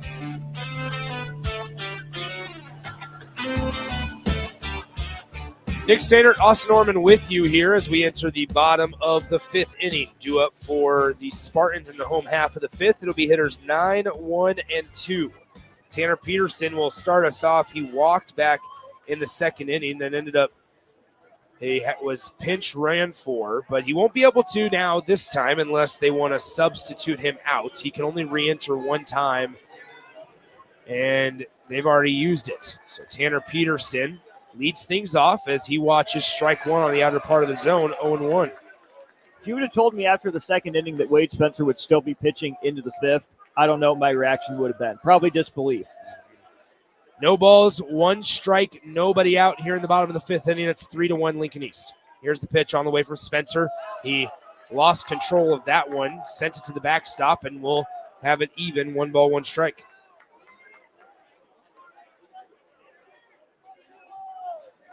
Spartans scored 2 runs in the first, 1 in the second. Millard North scored their first run in the 3rd. Here's the 1-1 pitch, up and away for a ball, 2-1. It's a pretty good spot for that fastball, though. Missing on that upper outer part of the zone, where even if Peterson goes after it, there's really not much he's going to be able to do with it. 2 balls, 1 strike. Here's the pitch from Wade Spencer. Peterson swings, taps this one right side. It's in the air, and it's going to be fielded in foul territory by the first baseman for out number 1. So F3 on the putout. And now the lineup will turn over, and we'll go to Troy Peltz. Peltz, he tripled to start the game, struck out in the second inning. So he is 1 for 2 on the day with a triple and a run scored. Peltz, the lefty, going up against Spencer, the righty, as Spencer comes in with a first pitch strike, 0-1. For Spencer, you still got to be in attack mode. You still got to be aggressive against the top of this order. Don't get cute. Don't try to pitch around him or be too perfect. Do your job and get your offense back in the batter's box. Ball 1 up and away to Troy Peltz. Now 1 ball, 1 strike. 1 out in the bottom of the 5th inning here. Nick Sainert, Austin Norman, Jackson Kleinschmidt in our 93.7 The Ticket Studios back in Lincoln. This one on 1 ball, 1 strike is swung on and missed by Troy Peltz. And now Wade Spencer, the Millard North pitcher, is ahead. 1 ball, 2 strikes. 3-1 is your score. Lincoln East leads Millard North here in the bottom of the 5th. The 1-2 outside corner called. Strike 3. The pitcher's pitch, if I've ever seen one. As Wade Spencer painted a beautiful picture right on that low outside corner. And that's strike 3 for Troy Peltz. Get a nice left-right chance from the Millard North student section over there, letting us know that they are indeed still here behind their team. Jeter Worthley now steps in. Nobody on base, 2 outs. The first pitch upstairs, ball 1. This is the best time to have Jeter Worthley up at the plate if you're Millard North with nobody on base. And yet he can ignite a rally with 1 swing of the bat. 1 ball, no strike. The pitch upstairs, 2-0. Especially if you walk him, right? If you fall behind 2-0, you get a little careful. He gets on first base, uses his speed to steal second. All he is a single away for Senstock. The 2-0 is in there for a strike, 2-1. That's a really good soft pitch on the inner half that Worthley wasn't looking for. Stole a strike. 2 balls, 1 strike. The pitch fouled off right side. Thank goodness for the Nets. And we are even at 2 balls, 2 strikes. On foul balls like that come scorching off the bat, you're thankful for the Nets. 2-2 on the way from Spencer. It clips him. That is the second hit by pitch of the day for Jeter Worthley, as now he'll occupy first base. He came around to score the last time that he was hit by a pitch. I think Bob Levac, the Millard North head coach, is wondering why they didn't get him for leaning in. Very quick couple head shakes from our home plate umpire. Levac's trying to nod, but thought we were done with the conversation. Yeah, Bob Levac not happy. He's still giving the umpire a piece of his mind there. It didn't look egregious from up here. It looked more like a turn in rather than a duck in from our vantage point. I think though, there's certainly things that you can do where you kind of bend the knee a little bit. You kind of sink your knees. As a catcher, there's a lot of this is going to come across on the radio very strange. There's a lot of muscle in your thighs. You can't feel it. I'm going to be honest. You don't feel it. I would have zero issue taking a fastball or a breaking ball in the left thigh. It looked like Jeter Worthy may have been able to get that one, especially with the 2 strikes on it. Steal a base. What a batter can't do is lean over the plate to draw a hit by pitch. But the batter does have every right to be in that batter's box. As long as they turn and they're not diving over the plate to catch it with their elbow, they're well within their right to stand their ground. Absolutely. 1 ball, no strike to Joey Senstock. It's now even 1 ball, 1 strike after a fastball paints the outer edge. 1 ball, 1 strike. And it's good leadership by Coach Levac to at least go out there and ask, right? Show his team that he's not giving up. You're not just going to sit back and take that from the number 1 team. Details matter. Go send a message. Details matter, especially in a 2-run ball game here in the bottom of the 5th inning. The 1-1 pitch to Joey Senstock. Worthy off with the pitch. The throw down to second is going to be off target, sliding in safely. Great call, Austin. You could tell just by Jeter Worthy, it had been too long since we had seen Jeter Worthy try to swipe a base. Worthy gets a little antsy over there, and when Senstock went, when he reached base, you could tell there's a heavy lean out over that front right leg. Millard North hasn't been able to notice that or take advantage of it yet. I mean, Lincoln East picked a good pitch to run on there. Worthy stole that pretty easily. But, for these 2 guys on base for Lincoln East right now at Nebraska, that's a little thing that might matter. 1 ball, 2 strikes to Joey Senstock. The pitch on its way, low and away for a ball. 2-2. 1 pitch away for Wade Spencer. You feel like if Jeter Worthy can come around and score, Wade Spencer's day might be done. However, one pitch away from getting out of the bottom of the fifth inning for Wade Spencer. The 2-2 pitch to Senstock. Swung on, hit hard down the left field line, but foul. And we will reset, do it again at 2-2. That's a pretty good swing from Senstock on a pitch that's low and in. You got to go down to get it, but he didn't dip that backside or that back shoulder and loft it.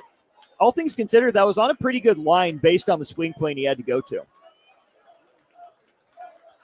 2 balls, 2 strikes, 2 outs. Bottom of the fifth, here's the pitch. Low and away. So now we are full. 3 balls, 2 strikes, 2 outs. Carter Harms waits on deck, the cleanup hitter for the Spartans. Joey Senstock, the future Husker, stands in that right-handed batter's box, facing the right arm of Wade Spencer. The payoff pitch. Swung on, chopped foul, and we'll do it again. You see Spencer going inside, probably because his second baseman, Evans, is responsible for holding Worthley. A ground ball that Senstock could shoot through the right side would be worth a run. That's why they're trying to bust him inside. 3 balls, 2 strikes. Worthley occupies second. Senstock the batter. Here's the pitch on 3-2. Swung on and fouled off the leg of Senstock. And Senstock having a nice at-bat here, as we'll keep it alive and we'll keep it at 3 balls, 2 strikes. Forcing Spencer to throw strike after strike. And now we need another strike. Worthley. At second base, Senstock the hitter. Here's the pitch. Swung on and missed. Wade Spencer able to get another big out. This time he strikes out Joey Senstock, swinging for out number 3. We head to the top of the 6th inning. Mustangs of Millard North have 6 outs to play with here in the Class A state championship game. The Spartans going for their 2nd title in the last 3 years. We'll find out in the final moments of this one here on 93.7 The Ticket. Your possibilities are endless at Doane University. Discovering your life's passion is easier with options, and that's what Doane offers students. Rooted in liberal arts, you can choose from undergraduate and graduate programs, all delivering real-world experience. At Doane, we take a personal approach to education, giving you the guidance you need to own your future. It's not just our innovative learning, it's the feeling of being surrounded by possibilities that makes you different. Apply today at doane.edu/apply. I would have never had the chance to see my daughter become a doctor. Because my mom wore her seatbelt that day, I get to hug her when I go home. And then it clicked.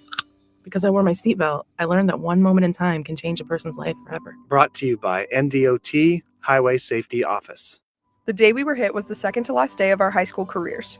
We were about to graduate as best friends together. And then it clicked.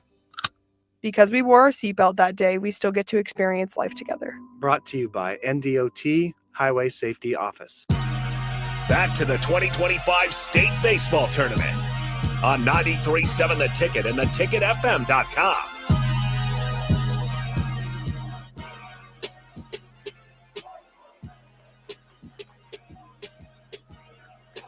Lincoln East going for their 2nd state championship in the last 3 years. However, it's not without a relatively new group of faces.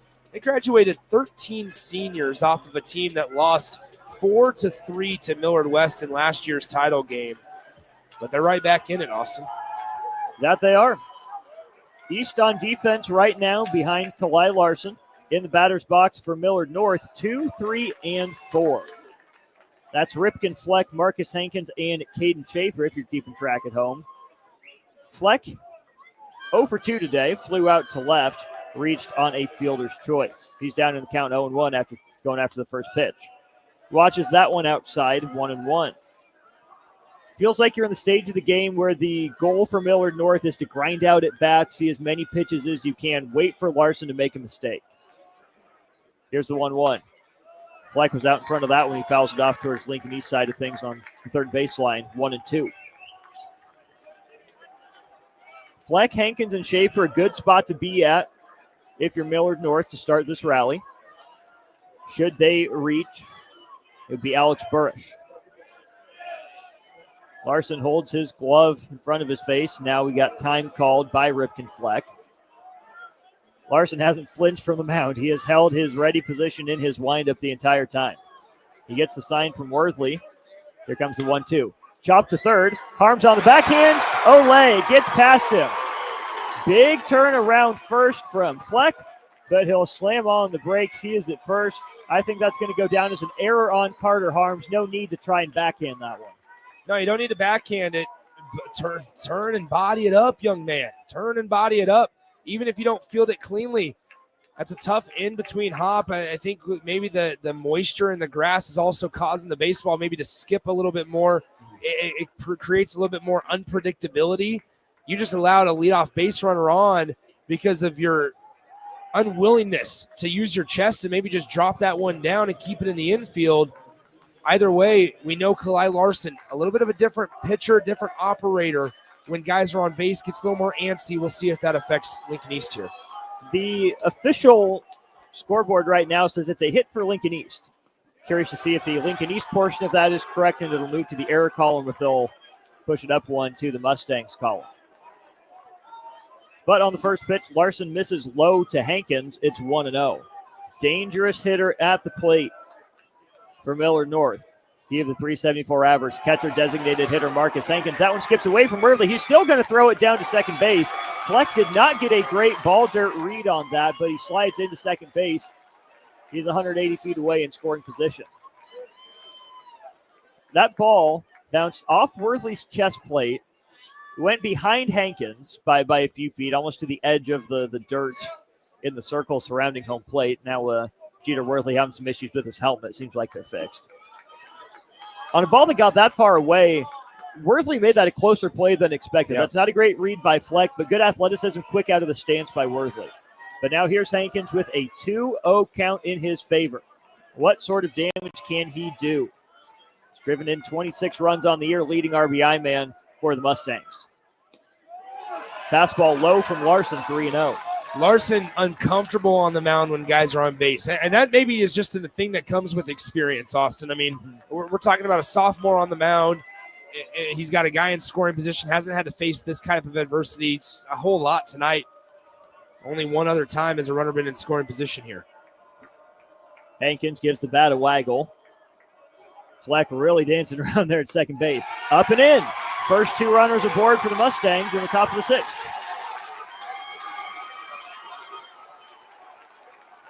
And see, this is what's interesting here. I understand leadership, and I understand that you have Jeter Worthley and Joey Senstock. Right now, though, this is a gutted out type of thing. You just had a conference after the last batter, after you committed an error. At some point, you don't need to talk about things to get somebody to throw strikes and play baseball. You just got to do it. You guys have been through an entire season altogether. Sometimes you do too much. And I think I would warn Lincoln East right now, because Kalai Larson, there's a lot of things going through his head. And when you brought in the entire infield, and if you're Jeter Worthley, maybe just a one-on-one conversation is all you need. But now you allowed Millard North to talk. You allowed them to sit there and say, we have this guy rattled more than we have had him all night. We have the tying run at first base, a run to trim the Lincoln East lead just to 1 at second base. Guys, nobody out, still 6 outs to work with. The meat of our order due up. Lincoln East, because of the decision that they made to call time for the second consecutive batter and have a conversation with their sophomore pitcher, you just gave Millard North a chance to say, look, we got this guy rattled. Let's get him while we're ready. If you're Lincoln East, you probably just play catch with your guy, right? Get him back in the zone, get him the feel for the ball, because the words that you said in that huddle are probably not as loud as the message you sent with the second straight huddle. Let's be honest. Kalai Larson knows he shouldn't have walked the guy. Kalai Larson knows he's just got to settle in and throw strikes. He doesn't need all 5 guys coming in and talking to him saying, hey, you got this. You can have those conversations through a season just by looking at your teammate. Larson set as Schaefer squares the bunt, gets it down right in front of home plate. That'll move both runners up 90 feet. Larson's throw goes to first. Now a throw back across the diamond by McIntyre. Dangerous throw, risky throw at this venture of the game. But Harms was able to corral it. So Millard North sacrifices an out, but they put both runners now in scoring position. Schaefer retired on the first pitch he sees for the sacrifice bunt. So it'll be up to Alex Burrish. Burrish has not reached base tonight. He flew out to left. His last at bat, though, Nick, was a good one. Hit it on a line to right field. It was just too far in the path of Carter McPeak to get down. So now For all our talk about conferences, here's another one. This one at least involves head coach Michael Lannis. And that's where it's not a problem, right? Like, we kind of had the idea that, okay, you know what? You're probably at some point in this inning, just the way that it was starting to unfold, you were probably going to have a conference at some point, right? Unless it went well, you got a double play, you got out of it naturally, then you're fine, right? But I think one thing that there's nothing, these guys have played so much baseball together and they've had so much success, then they've worked through so much adversity that at times I think we try to do too much. And you think, okay, I have these words of wisdom that I can tell my pitcher or I can tell my infielders and say, hey, but in reality, we've all been here before. And really, everything that you say, he already knows just because you guys have been through all that already together. Runners in scoring position, 2 of them for Burris. Larson's first pitch in the dirt, 1-0. I mean, and certainly I'm not an be-all, and not everything I did was perfect, but sometimes what I would do, instead of having a conference, I would just sit there and I'd put my hands down like, hey, man, just take a breath. Take a breath. You're good. You can voice that from behind the plate. Larson brings it home. Burris way out in front of that one. D-foul tips it 1-1. To me, the reason for that conversation there, Nick, is to tell the defense what's going on. Sure. To talk to Carter Harms, if this ball's hit at you, make sure you look that runner back. We're only up by 2. We don't want to necessarily concede this run. Maybe it's telling your right side that just took a risk throwing the ball back across the diamond, hey, play under control. Burris chops that one foul. He's down in the count 1-2. But if all you called that conference for was to tell Kalai Larson, hey, we believe in you, buddy. Cool. Thanks, Coach. I know. Good to see you. Like, yeah, right, I know that you threw me out here as a sophomore in the state championship game. Yeah. I know you believe in me. Yeah. I think in reality, I mean, there's a lot of conversations that are made. I just think ultimately it's a strategy on when you use them, right? Because as a catcher especially, you can't call timeout after every single pitch, and Jeter Worthy's certainly not doing that. But understanding your pitcher and who you're working with is vital. Larson, a long pause in the stretch. He brings home the 1-2. Just outside. Worthy does not get the call.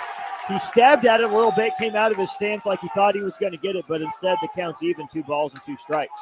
And now we have another time on as Jeter Worthy wants to go talk to Kalai Larson. I think this is one thing that I'll say is like, so Worthy, we talked about it early in the game, is he was kind of jumpy. He was kind of anxious. And for a guy that's played so much, we're not used to seeing that from Jeter Worthy. And so ultimately, when it's all said and done, you are touching the ball every play. You're involved in every single play. You got to keep yourself calm. Larson's 2-2, and Fleck gets got in a run down, but Harms drops the ball. Harms drops the ball at third. Ripken Fleck was dancing away. Larson saw it. He tried to pick over to third base. Fleck would have been dead to rights, 25 feet off the base, but instead Carter Harms may be a little jumpy. He drops the ball, and Ripken Fleck comes home with Millard North's second run of the game. Great job by Ripken Fleck. Now, granted, it started bad because he would have been dead in the water if they picked over to third. However, great job committing. You had to make a decision in real time. Do I go back and commit 100% or do I go home? He chose to go home, and he stuck with it, and it worked out. The 2-2 to Burrish is skied to center field. Peltz makes the catch. He throws it in unnecessarily fast. Skipped past McIntyre at second base, but Tanner Peterson was there backing it up. Not sure that sac fly would have been deep enough to score. Ripken Fleck with the arm of Troy Peltz. So Millard North catches a break on the drop by Lincoln East, but the Mustangs are still alive in the inning. After the F8 by Burrish, here's Spencer Phillips. Tough day at the dish for the designated hitter. It's been a designated swinger, and in fact, they will not give him a chance. For Millard North, it'll be up to pinch hitter Alexander Michaud. Michaud on the year 9 of 36. He's driven in 7 runs. Number 8 stands on second base. It would tie the game in the top of the 6th. Still a righty-righty matchup. Kalai Larson comes set in the stretch. Michaud takes a breaking ball. Good pitch from Larson for a strike, 0-1. Appears to be a courtesy runner for Marcus Hankins on second base as well. Fleck reached on an error, came around to score. Hankins drew a walk.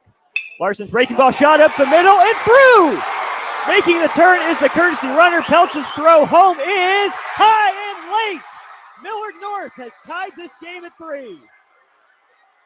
Alexander Michaud pulled out of that first base dugout on the second pitch he sees, serves it into center field to tie the game.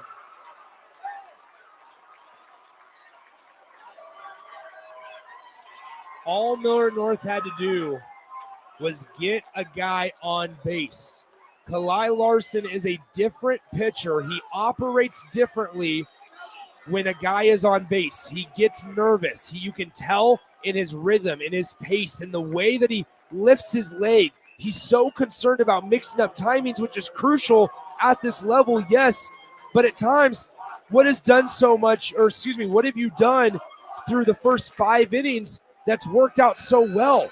Keep on doing that. This is where, once again, this is in the biggest moments when the bullets are flying, who can stay the calmest. Right now, Millard North showing that they belong, and now because of a couple of things that Lincoln East has done, a couple of errors, a couple of mistakes and free passes, you've given life in that first base dugout. Fleck reached on an error to begin the inning. Hankins drew a walk. A sac bunt moved him to scoring position. Pinch hitter Clayton Mathiasen comes in for Carson Burke. He's first pitch swinging, fouls it straight back, 0-1. After the sac bunt put runners on second and third, it was that strange pick over to third by Larson that Harms dropped. Fleck came in to score, and Alexander Michaud served a single into center field to tie the game. 3 runs on 4 hits for Millard North. Should be 3 runs on 3 hits for Lincoln East. Larson checks the runner first, brings it home inside, 1-1. Next time Lincoln East calls a conference that involves their head coach, it'll result in a pitching change if it's this inning. Larson wobbling, still on the beam, hasn't fallen off yet. 1-1 count. He's ready to bring it home to Mathiasen. Kicks and deals. That's on the ground to Senstock, right where he wanted that ball to go if you're Lincoln East. Senior Joey Senstock handles his business, but the game is tied. 2 runs for Millard North. The Mustangs not in the game at 3. Lincoln East comes up to bat next on 93.7 The Ticket. At Valentino's, we're on a mission for tradition. On every slice, for every bite. Golden baked crust, cooked to perfection every time. Savory sweet sauce that's made from our own secret recipe. Loaded with the perfect amount of fresh toppings and melty mozzarella cheese. It's the tradition that Nebraskans have come to love. From game day to every day. Valentino's. Taste the tradition. Jumpstart your summer to the max. Walk into any Max Tan in Lincoln and get a $5 standing tan session or a $5 red light wellness booth session. Your summer tan starts today with $5 sessions at Max Tan with 3 Lincoln locations. Back to the 2025 State Baseball Tournament on 93.7 The Ticket and theticketfm.com. Well, the top half of the 6th inning was eventful. We'll see what the bottom half of the 6th has in store. I'm off Norman. Nick Sainert here as well. Wade Spencer still on the bump for Millard North. No, just kidding. We have, notice him. Looked like a number 2 for some reason. It is still Wade Spencer. So I was right the first time.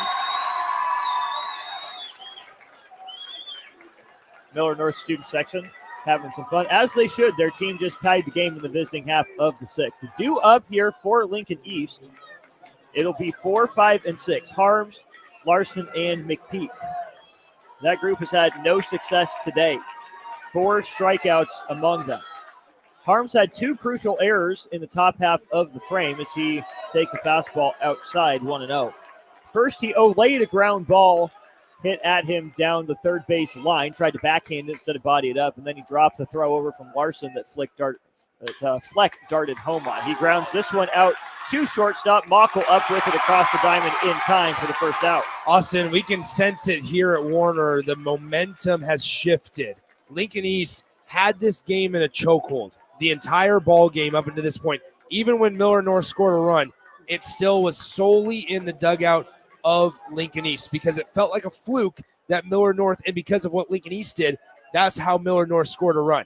Now, Millard North, like I said, they feel like they belong and they're the favorites now, despite it just being a tie ball game. Mustangs entered the tournament as the number 7 seed. The Spartans as the number 1. Spencer missed outside with a fastball. He's behind the count 1-0. Fantastic game here in the final game of the spring season. Spencer's 1-0. That's a breaking ball strike, 1-1. I would maybe quibble slightly with chokehold. It felt like Lincoln East was certainly in control of the game with how Larson was dealing, but as you have noted a couple times now astutely, is that one lined back up the middle by Larson, almost clipped Spencer, but Kawhi Larson tried to help himself out. He is aboard with a 1-out single. We've just seen so much high school baseball, Nick, that as often as it can feel like one team is in control, it just takes one mistake, one simple mistake from even a college commit like Carter Harms, and this game can flip on a dime. Running for Kawhi Larson will be one of the fastest guys in baseball. It's number 5, Dele Odulate, junior outfielder, takes Kawhi Larson's spot at first base. Watch for him to be in motion right off the bat. Hasn't the catcher for Millard North, Hankins, hasn't shown the ability to make an accurate throw down to second base, whether it was trying to get Senstock or whether it was trying to get Jeter Worthley earlier in the game. Watch for them to put Dele Odulate in motion here pretty soon. And for no other reason, put the same pressure on Millard North that they put on you. Odulate does not run on this pitch. It's in the dirt, low and out from Spencer, 1-0. Well, because then essentially you're a base hit away, right? That's how you're feeling in this one. We haven't seen really any bang-bang plays at home plate in this tournament just quite yet. And so for the most part, you feel like you're a base hit away with a guy in Brody McIntyre on deck that has a triple on the day and a hit by pitch. Carter McPeak has struck out twice, both swinging. Righty-righty matchup with him and Spencer. Spencer concerned about the running game, so he picks over to Burke at first, but Odulate back in time. Spencer with the mini Craig Kimbrell. You know what that pitching stance looks like before the windup. That one in the dirt. Odulate hesitated for a second, and he knows with his speed, if he would have known Hankins didn't secure it, he would have gone. I'm surprised Dele Odulate over there at first base didn't read that a little more cleaner. Obviously, the right-handed batter, you have an unobstructed view of home plate, and that ball was dropped on the right side of the catcher. Should have been able to read that pretty easily there. Kind of a uncharacteristic approach there by Dele Odulate. I believe the count is 2-1 as McPeak fouls that one back. It was 1-1 before the ball in the dirt. We would have made it 2-1. Now a foul ball, and I believe it's 2-2. 2-1 the call. My bad. So 2-1 count to Carter McPeak. McPeak wears number 2, right-handed batter. 250 batting average coming into state. There goes Odulate. That pitch inside nearly clipped him. Good throw down from Hankins, and Odulate in just ahead of the throw. Wow, what a throw by Hankins. It was on the money, but Odulate must have just snuck that left hand in ahead of the tag. Yeah, he must have, and it looked like he was safe. However, the umpire looked like he was getting ready to punch him out, and instead switched the call to safe in the last moment. And so runner in scoring position. Now you're a base hit away that we talked about. You need somebody to step up. Somebody that's not named Troy Peltz, Jeter Worthley, Joey Senstock needs to step up for Lincoln East here. Show that it can be Carter McPeak. Odulate stands at second base because of a line drive single up the middle by Kawhi Larson. Spencer's 2-2 is on the way. Here it comes. McPeak fouls it off, stays alive. That one ran inside on him. Didn't get much of a piece, but just enough. McPeak has not seen the ball well out of the hand of Wade Spencer so far tonight. Just like we said with Lincoln East at one point, Nick, when they were on defense, Millard North aligned the same way, holding the runner with the second baseman, leaving a large gap for something to sneak through the right side. Odulate's speed, if it reaches the outfield grass, you feel good about him coming across the score. It's shot down the right field line and just foul. Just foul. McPeak didn't like it.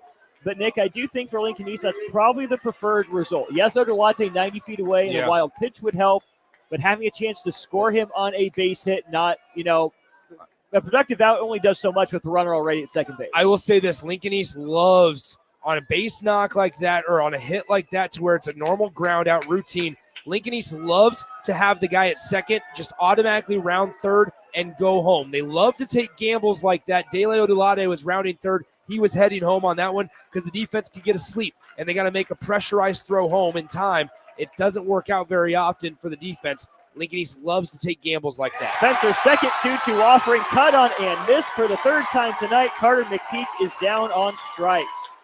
Big out recorded by Wade Spencer via the strikeout.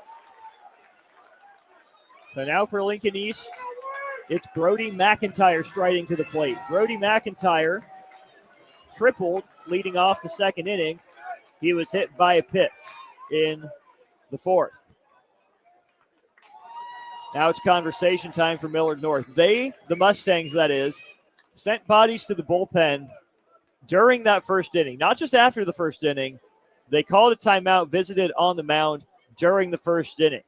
Spencer was wobbly. In that first inning, a leadoff triple to Troy Peltz. He plunked Jeter Worthley, gave up an RBI single to Joey Senstock, and Worthley would come around and score on a wild pitch. It looks like that will be the end of the line for Wade Spencer. We got the call to the pen from Bob Lavac. I'll tell you about the day for Wade Spencer. Not over yet with a runner standing at second base and 2 outs, but an admirable job keeping his team in the fight. We'll go to break. Be back to tell you about the situation in the new Millard North pitcher after this on 93.7 The Ticket. When daily energy fades and your drive just isn't what it used to be, Game Day Men's Health helps you step back into top form. Game Day Men's Health is one of the country's fastest growing clinics, and they focus on men's wellness, providing customized solutions with professionalism and privacy in mind. Testosterone optimization, weight management, vitamin injections, and shockwave therapy are just a few of the many things they offer. Restore your energy and rediscover confidence with the help of Game Day Men's Health, because every man deserves to feel his best every day. Visit them online at GameDayMen'sHealth.com today or in person at one of their 2 locations in Omaha. Garage doors can break down or quit working at the worst times. At Doors Plus, they understand that a broken garage door sometimes means repair and not replace. Sometimes, all you need to make your door like new again is a few bolts, a realignment, or even a new balance. Trust the pros at Doors Plus to handle your garage door repair the right way so you can get on with your busy schedule. Visit them online at DoorsPlusLLC.com or give them a call today at 402-590-5800. Doors Plus. Garage doors and more. This is Lincoln's home for sports talk on the FM dial. Also online at theticketfm.com. On the internet. KNTK FM Firth, 93.7 The Ticket. Back to the 2025 State Baseball Tournament on 93.7 The Ticket and theticketfm.com.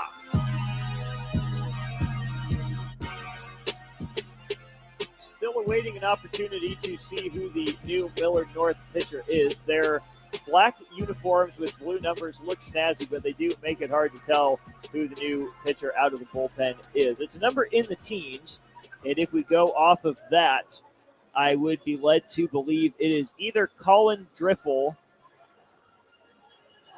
potentially Jackson Smith being brought in from right field, but I doubt it. I'm going to operate under the assumption that it's Driffel. It could potentially be Clayton Mathiasen as well. Mathiasen wears number 10. He has just a 2.8 ERA. Austin Norman here. Nick Sainert alongside. It's a 3-3 ball game between Lincoln East and Millard North. Top-seeded Spartans got out in front early in this one. They led it 3-0 after 2 innings. Millard North responded with a run in the third. The game was scoreless for a couple and a half innings. Sounds like it is Driffel. Shout out to Jackson Kleinschmidt back home. So Driffel for Millard North. 2-1 record on the year with 2 saves and an ERA of 1.17. So it'll be Driffel's second appearance on the mound in the state tournament. Gave up a couple runs, but they were meaningless in his first appearance. Driffel having some conversations with his teammates. Driffel's a junior. Again, 2-1 record, 2 saves, a 1.17 ERA entering state. His task with 2 outs, retire Brody McIntyre. McIntyre 1-for-1, triple, run, hit by pitch. Dele Odulate, the courtesy runner for Kalai Larson at second base. Still activity in that Lincoln East bullpen beyond. Driffel's in the stretch. He stares at his feet, quick peek to second base. His first pitch home. Swung on, lifted in the air. That'll twist out of play. Colin Driffel jumps ahead of Brody McIntyre, 0-1. Big spot in this game. Millard North put up 2 in the top of the 6th to knot it at 3. Beautiful night for baseball here at Warner Park after our 2+ hour rain delay. Driffel's 0-1. Way outside, Odolade's going to move up 90 feet. He'll make the turn, but he'll put on the brakes and stop at third base. Nick, that is a killer to put a guy with Odolade's speed just 90 feet away. Now, granted, you can look at this glass half full to a certain extent. Dele Odolade's probably scoring on a base hit either way, right? 2 outs, worry about the guy at the plate, Brody McIntyre. Now you just have a little less room, or less margin for error. You can't allow another wild pitch here if you are Hankins behind the dish. That was a really bad miss by Colin Driffel. Nowhere close, barely gave his catcher a chance, might have overthrown it. It's 1-1 to Brody McIntyre. Fastball up, 2-1. Colin Driffel threw a strike on his first pitch. It was a swinging strike by McIntyre that he fouled off. He's missed up and he's missed out. Driffel set. Brings on the 2-1. Swung on down the right field line, twisting foul again, 2-2.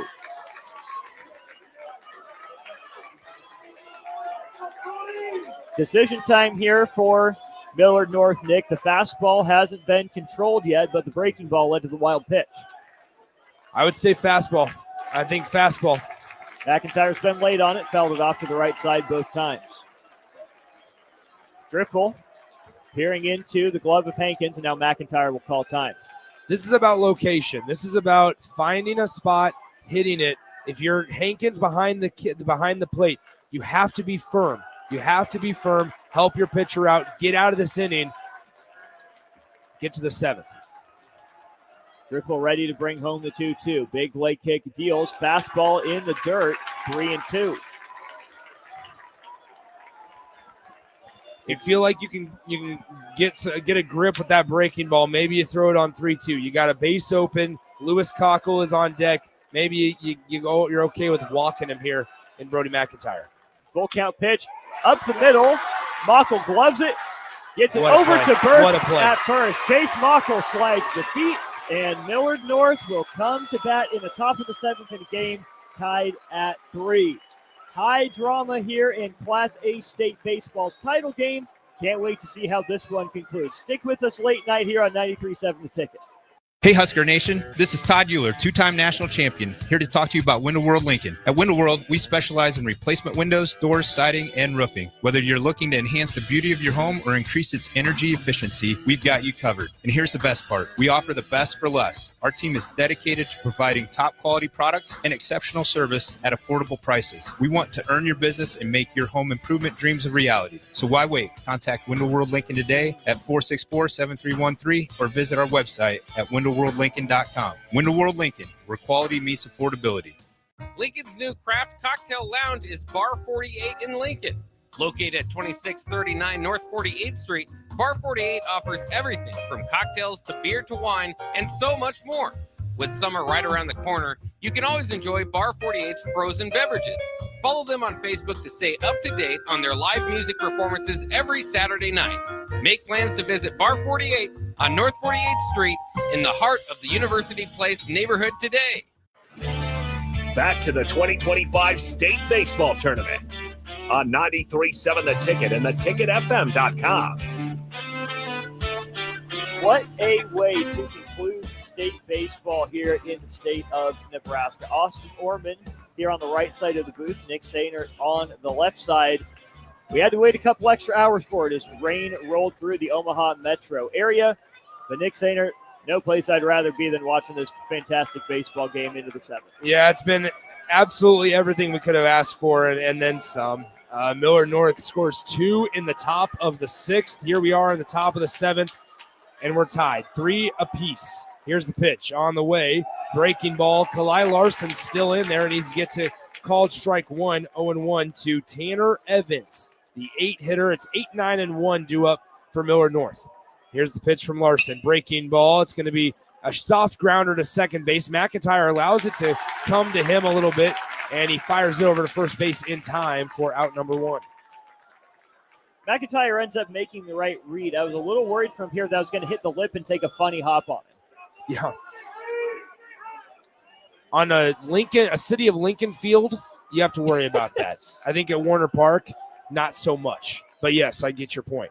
First pitch, breaking ball low and in the dirt to Chase Mockel, who I know obviously if you're listening to us over the radio, you couldn't see the play that Chase Mockel made, as this one's a soft chopper left side but foul. Chase was working to his left. He fielded it deep in the hole behind second base, working side to side. The ability to scoop it on an in-between hop and then fire it over to first base. That is a very difficult play that Chase Mockel made it look easy here in the last half inning to keep the Spartans scoreless in the bottom of the 6th. The 1-1 offering is upstairs, 2-1 now to Chase Mockel, the shortstop. Both pitchers got a ground ball to their shortstop to end the 6th inning. For Lincoln East, it went to Joey Senstock, which is right and where now this one's ripped to left field. Is that staying fair? It is! Chase Mockel with a home run over the left field wall in the top of the 7th inning. And the Millard North Mustangs have taken a 4-3 lead on a solo shot. On a 2-1 fastball on the inner part of the plate, the 9-hole hitter, Chase Mockel, deposits one over the left field wall, and the Mustangs are up by 1. Mockel's first homer of the year and maybe the biggest swing of his life.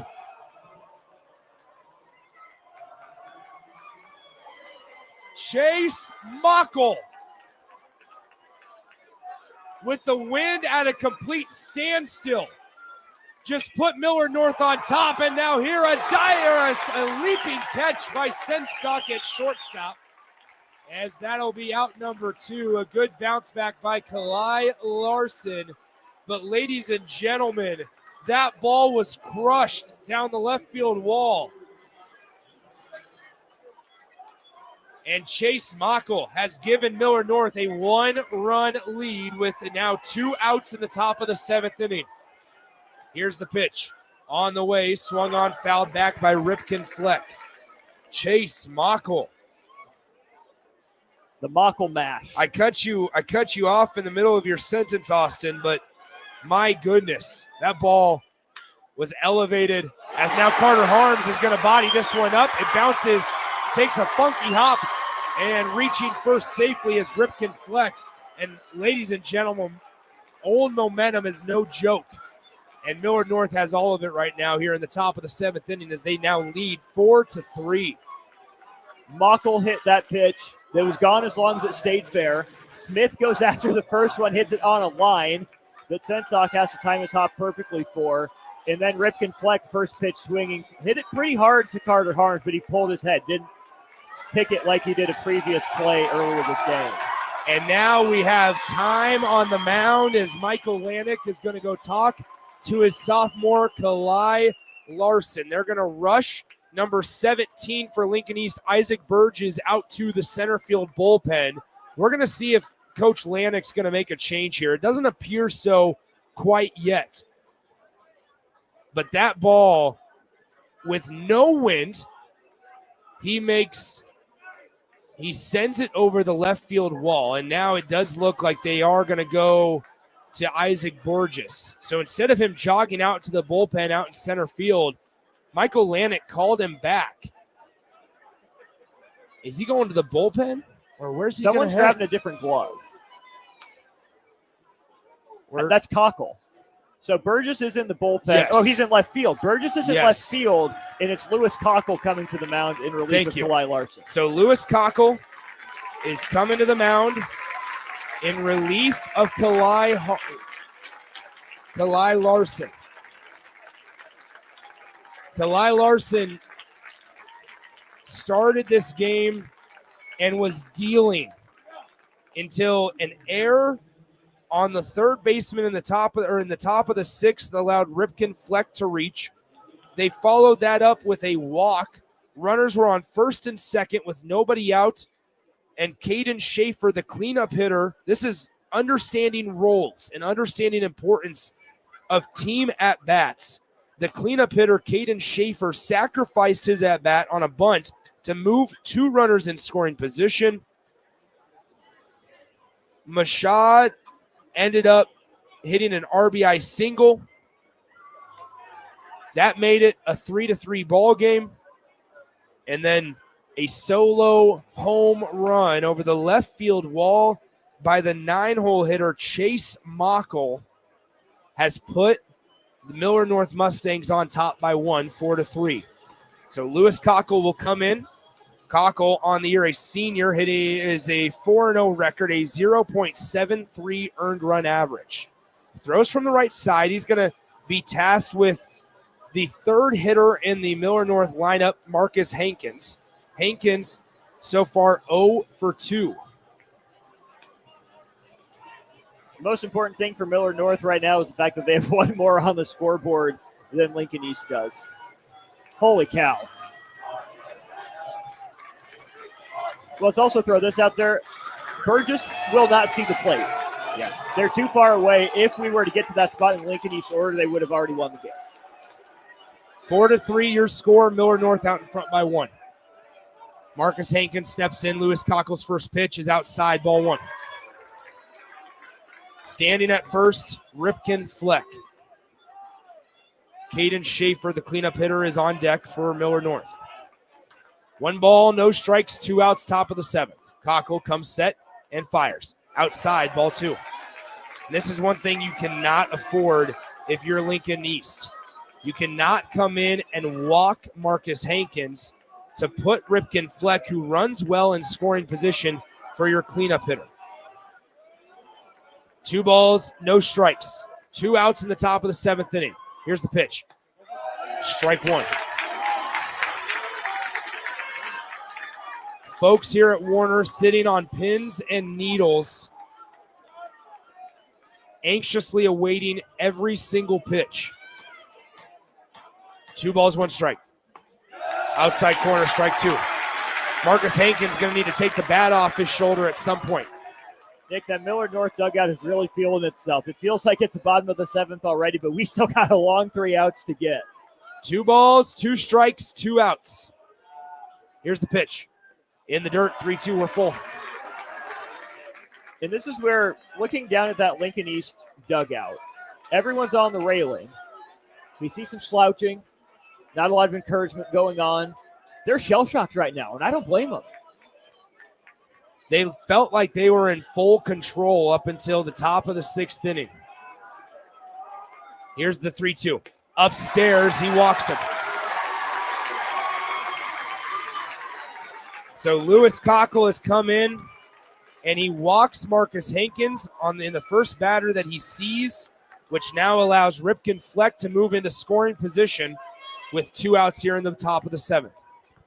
Obviously a courtesy runner situation here for Millard North. I would guess it's Cameron Johnson.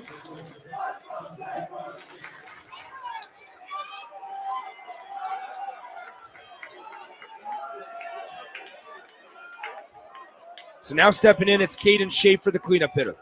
The first pitch of the at-bat to Schaefer. Inside, ball 1. Lewis Cockle struggling with command right now. Can't find it outside. Tried to go in there. Went too far up and in, and it's now 1 ball, no strike. Watch out for Schaefer to try to attack a fastball, as it's a breaking ball down the middle for a strike. 1 ball, 1 strike. Tough pitch from Cockle, be able to snap that off down in the count 1-0. Nick, it feels on the one hand like Millard North did everything it came to do. Take the lead in the top of the 7th. Well, guess what? Millard South knows how leading in the bottom of the 7th feels against Lincoln East. You can never have too many runs against a lineup like this. 1-1. Breaking ball. Schaefer shakes his head yes, as in, I let that one go by. That was a mistake. It's 1 ball, 2 strikes as he now steps in. 2 outs in the top of the 7th inning. Millard North took the lead on a solo shot by Chase Mockle. Now trying to add some insurance before they try to get 3 final outs. The 1-2. Swung on and missed. Lewis Cockle comes in. He walks the first batter he sees, but he does his job in the end as he strikes out the cleanup hitter, Caden Schaefer. But the damage has been done. We go to the bottom of the 7th inning. Millard North needs 3 outs for their first state title since '05.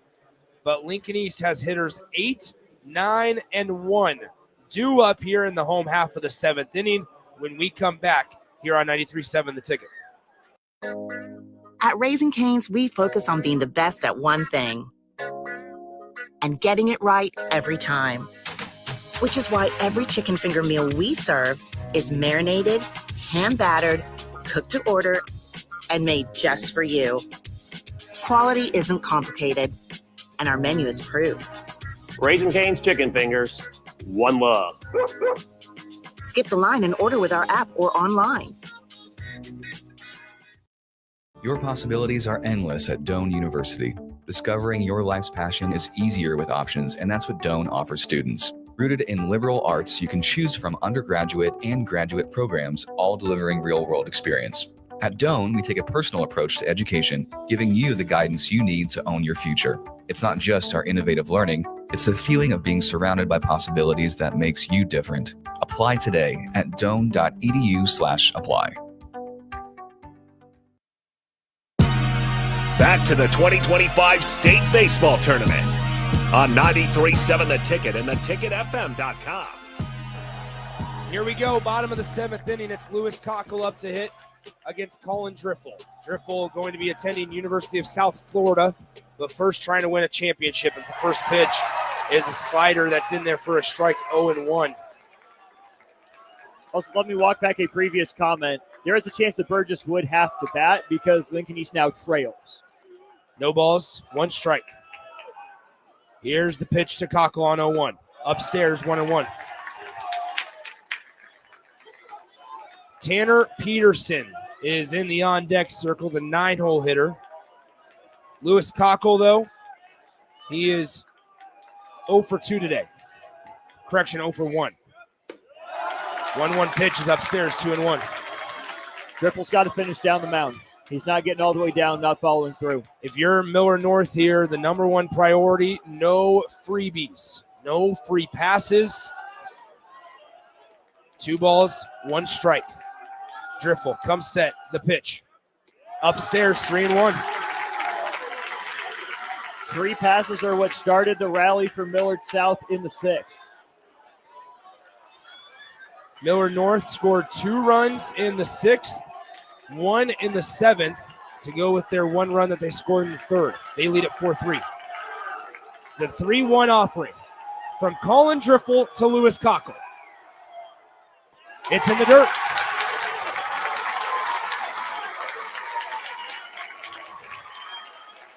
A leadoff walk for Lincoln East. And now what does Michael Lanick decide to do? They're gonna sub. No, they can't. Yeah, they can because he was the Absolutely. courtesy That's for Larson. correct. That's He correct. returns to the bench. Larson returned to the field for the courtesy Yep. runner. So De Leodolade is still available as a pinch runner. Yep. So now Cockle's day, unless he's the courtesy for this pitcher as well. He'll be the courtesy. Should be the courtesy here for Cockle. Yeah.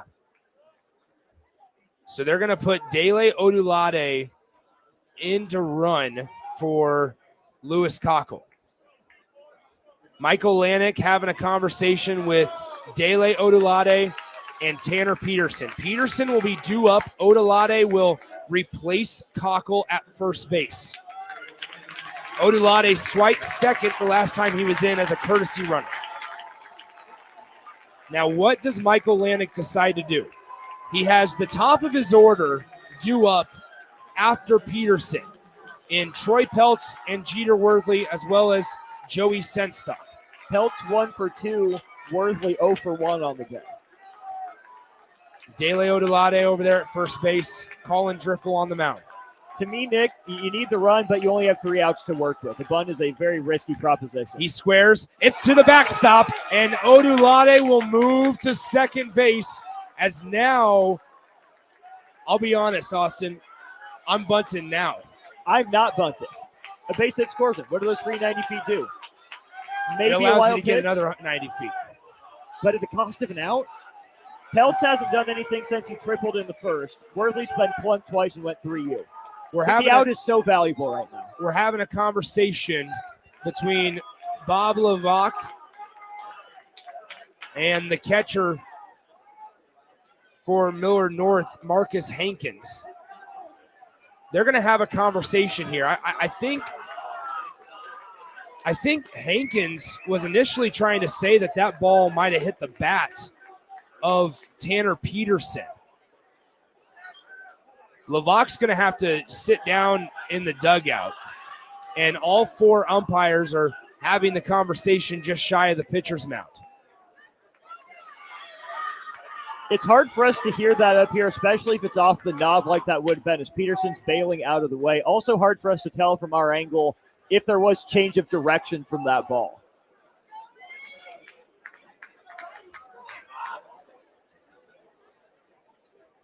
Let's take a second as well and shout out our home plate umpire for asking for help at work. There you go. 4-3 is your score. Millard North leads by 1. It's going to be halfway impossible to change a call like that. Without the benefit of video replay, unless it was obvious and all three field umpires saw it and home plate umpire missed it, you're right. So here we go. Tanner Peterson, 1 ball, no strikes. Lewis Cockle walked to start. Dele Odulade swipes second on the wild pitch as he's the courtesy runner.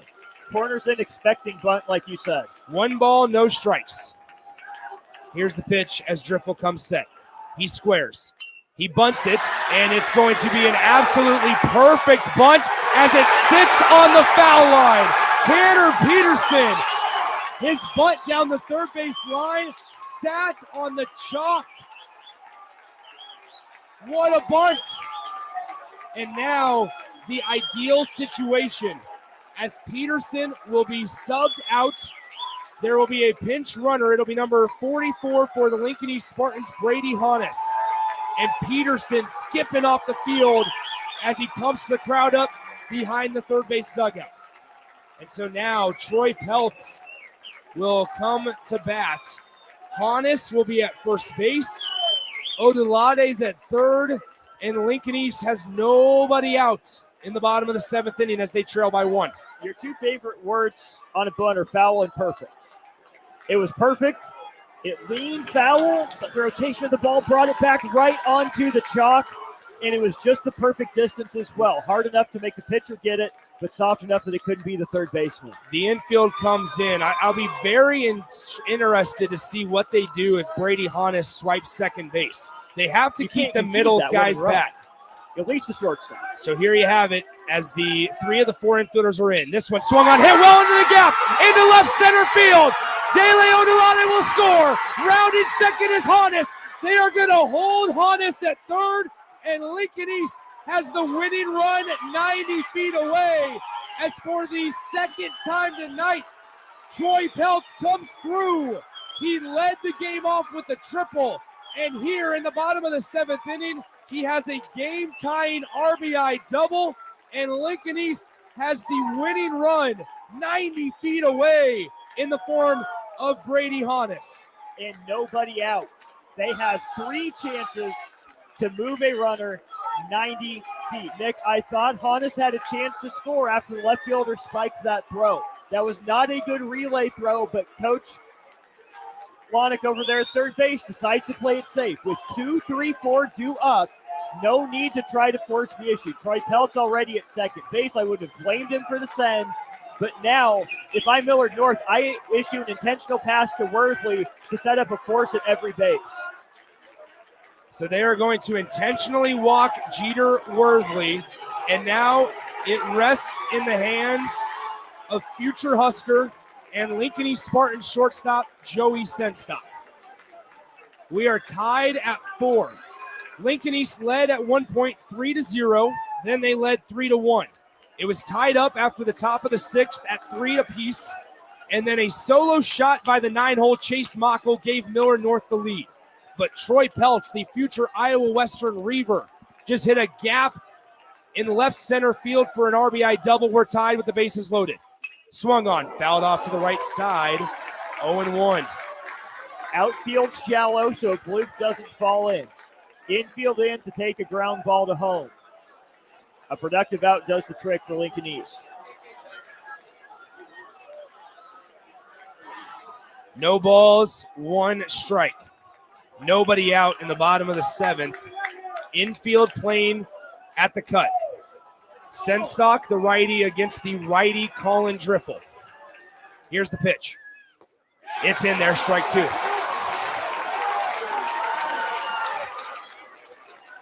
Lincoln East Spartan section is on their feet. Millard North sitting on pins and needles down the first base line. Nobody out. The future South Florida Bull. He kicks and delivers. Swung on. High fly ball into right field. Is this deep enough? They're going to catch it in foul territory. They'll throw it in. And the Spartans on the tag are your 2025 state champions. They conquer Class A for the second time in 3 years. They avenge a 4-3 loss against Millard West in 2024, and they are on the mountaintop here in 2025 as they score 2 runs in the bottom of the 7th inning on an RBI double by Troy Peltz and a sacrifice fly to right field that was caught in foul territory. Brady Honest tags from third and scores the game-winning run here at Warner Park in the 2025 Class A State Championship.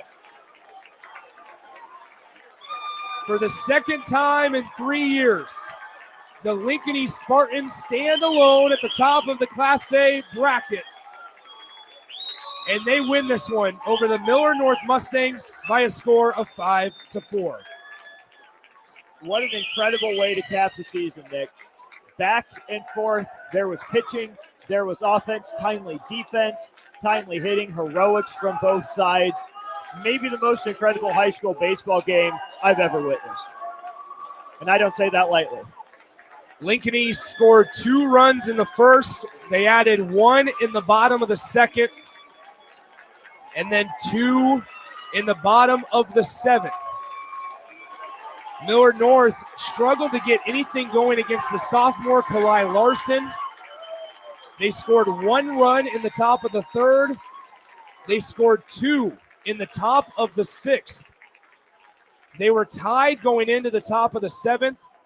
The 9-hole hitter Chase Mockle hit a solo home run over the left field wall here at Warner Park to give Millard North a 4-3 lead. Lincoln East got the bottom of the 7th inning started on a leadoff walk to Lewis Cockle. A wild pitch allowed Dele Odulade, the courtesy runner, to swipe second base. And then an RBI double later in the inning from Troy Peltz, the leadoff hitter, into the left center gap. Tied the game at 4. And then Joey Senstock, after they intentionally walked Jeter Worthley, Joey Senstock hits a fairly routine fly ball into the fair foul territory area down the right field line. It was caught by the Millard North right fielder, Jackson Smith. Smith hesitated when he threw it in. The throw was late, and sliding in safely was the pinch runner, Brady Honest, as he slid headfirst across home plate here at Warner Park to give the Spartans the 2025 hardware. First of all, what a very Nebraska baseball way to walk that off for Joey Senstock. That's bolt ball right there. Get in play, make the defense, make a play. For Jackson Smith, the issue, I believe, Nick, was the netting.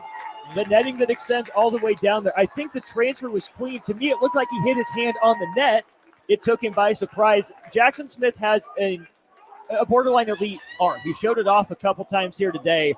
What makes that play so tough as a right fielder, number one for Jackson Smith, as a left-handed thrower, he wasn't able to get behind it, get his right glove hand in front, and that left hand ended up closer to the netting. That messed with the transfer. Number two, where he caught it is right where the wall starts to narrow. It's right at the point, so he ran out of room up against the corner, didn't have a chance to get behind it, ran out of room to be able to set his feet and get his momentum behind that throw coming home. Add on to what looks to me from this angle like he hit the netting.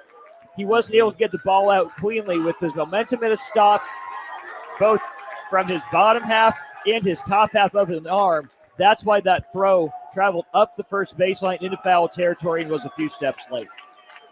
An incredible finish to a absolutely wild day of baseball.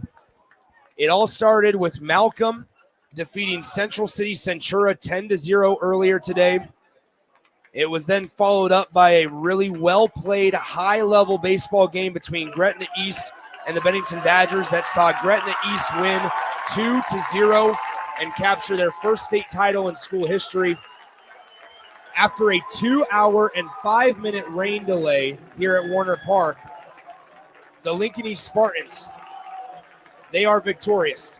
They win it 5-4 on the shoulders of a senior class that will go down as one of the most successful in Lincoln East high school baseball history.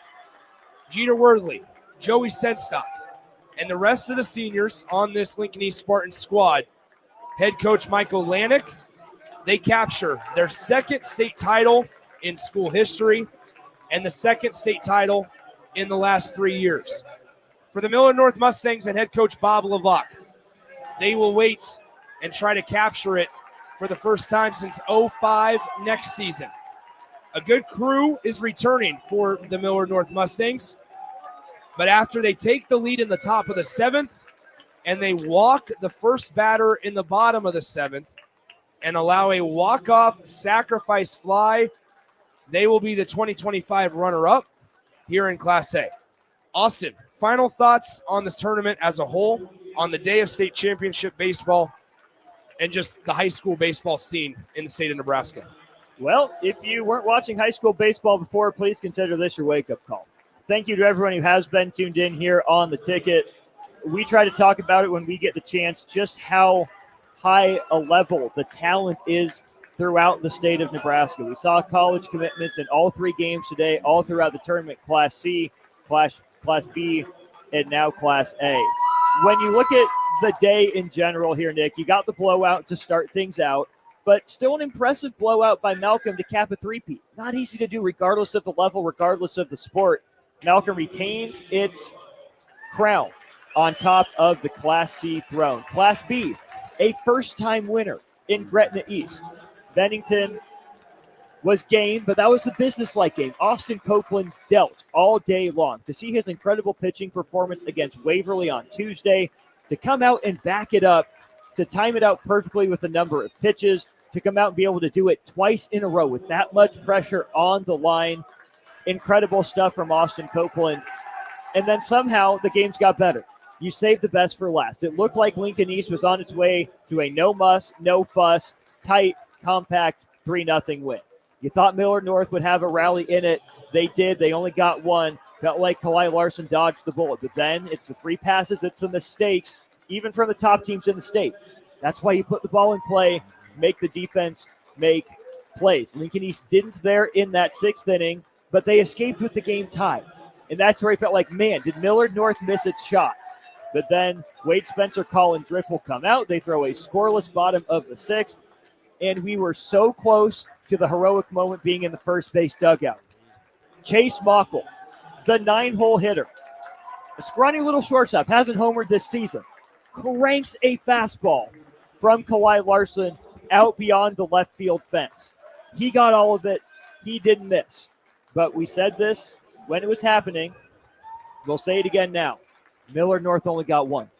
They left the door cracked for Lincoln East, and it's always cracked with a lineup that talented. The bottom of the order gets a free pass. Lewis Cockle leads it off. Tanner Peterson lays down a bunt single, and that's when the door wasn't just open. The door was probably blown off the hinges for what you said is probably the best senior class in Lincoln East history. I would say almost regardless of team, regardless of class, one of the most decorated top 3 in the order for any program, even top 4 if you want to throw Carter Harms in there. As soon as this game got to not just Pelt at the top, but then to Worthley and then to Senstock, you felt like it was just a matter of time before Lincoln East made it 2 out of 3. It was an incredible day, an incredible week of baseball. We can't thank you enough for spending your entire week with us here at the ball field. Hope you felt like you were with us every now and then as you joined, whether it was late into the night like it is right now at 11:37 p.m. or whether it was at 10 a.m. in the morning. We appreciate you spending your week with us here at the ball field. Once again, huge congratulations to head coach Michael Lanick and the Lincoln East Spartans on their second state title in school history, the second state championship for them in the last 3 years, as they knock off the Millard North Mustangs by a score of 5-4. One last major thank you to our supporters and our sponsors that made state baseball broadcast possible, and these are in no particular order.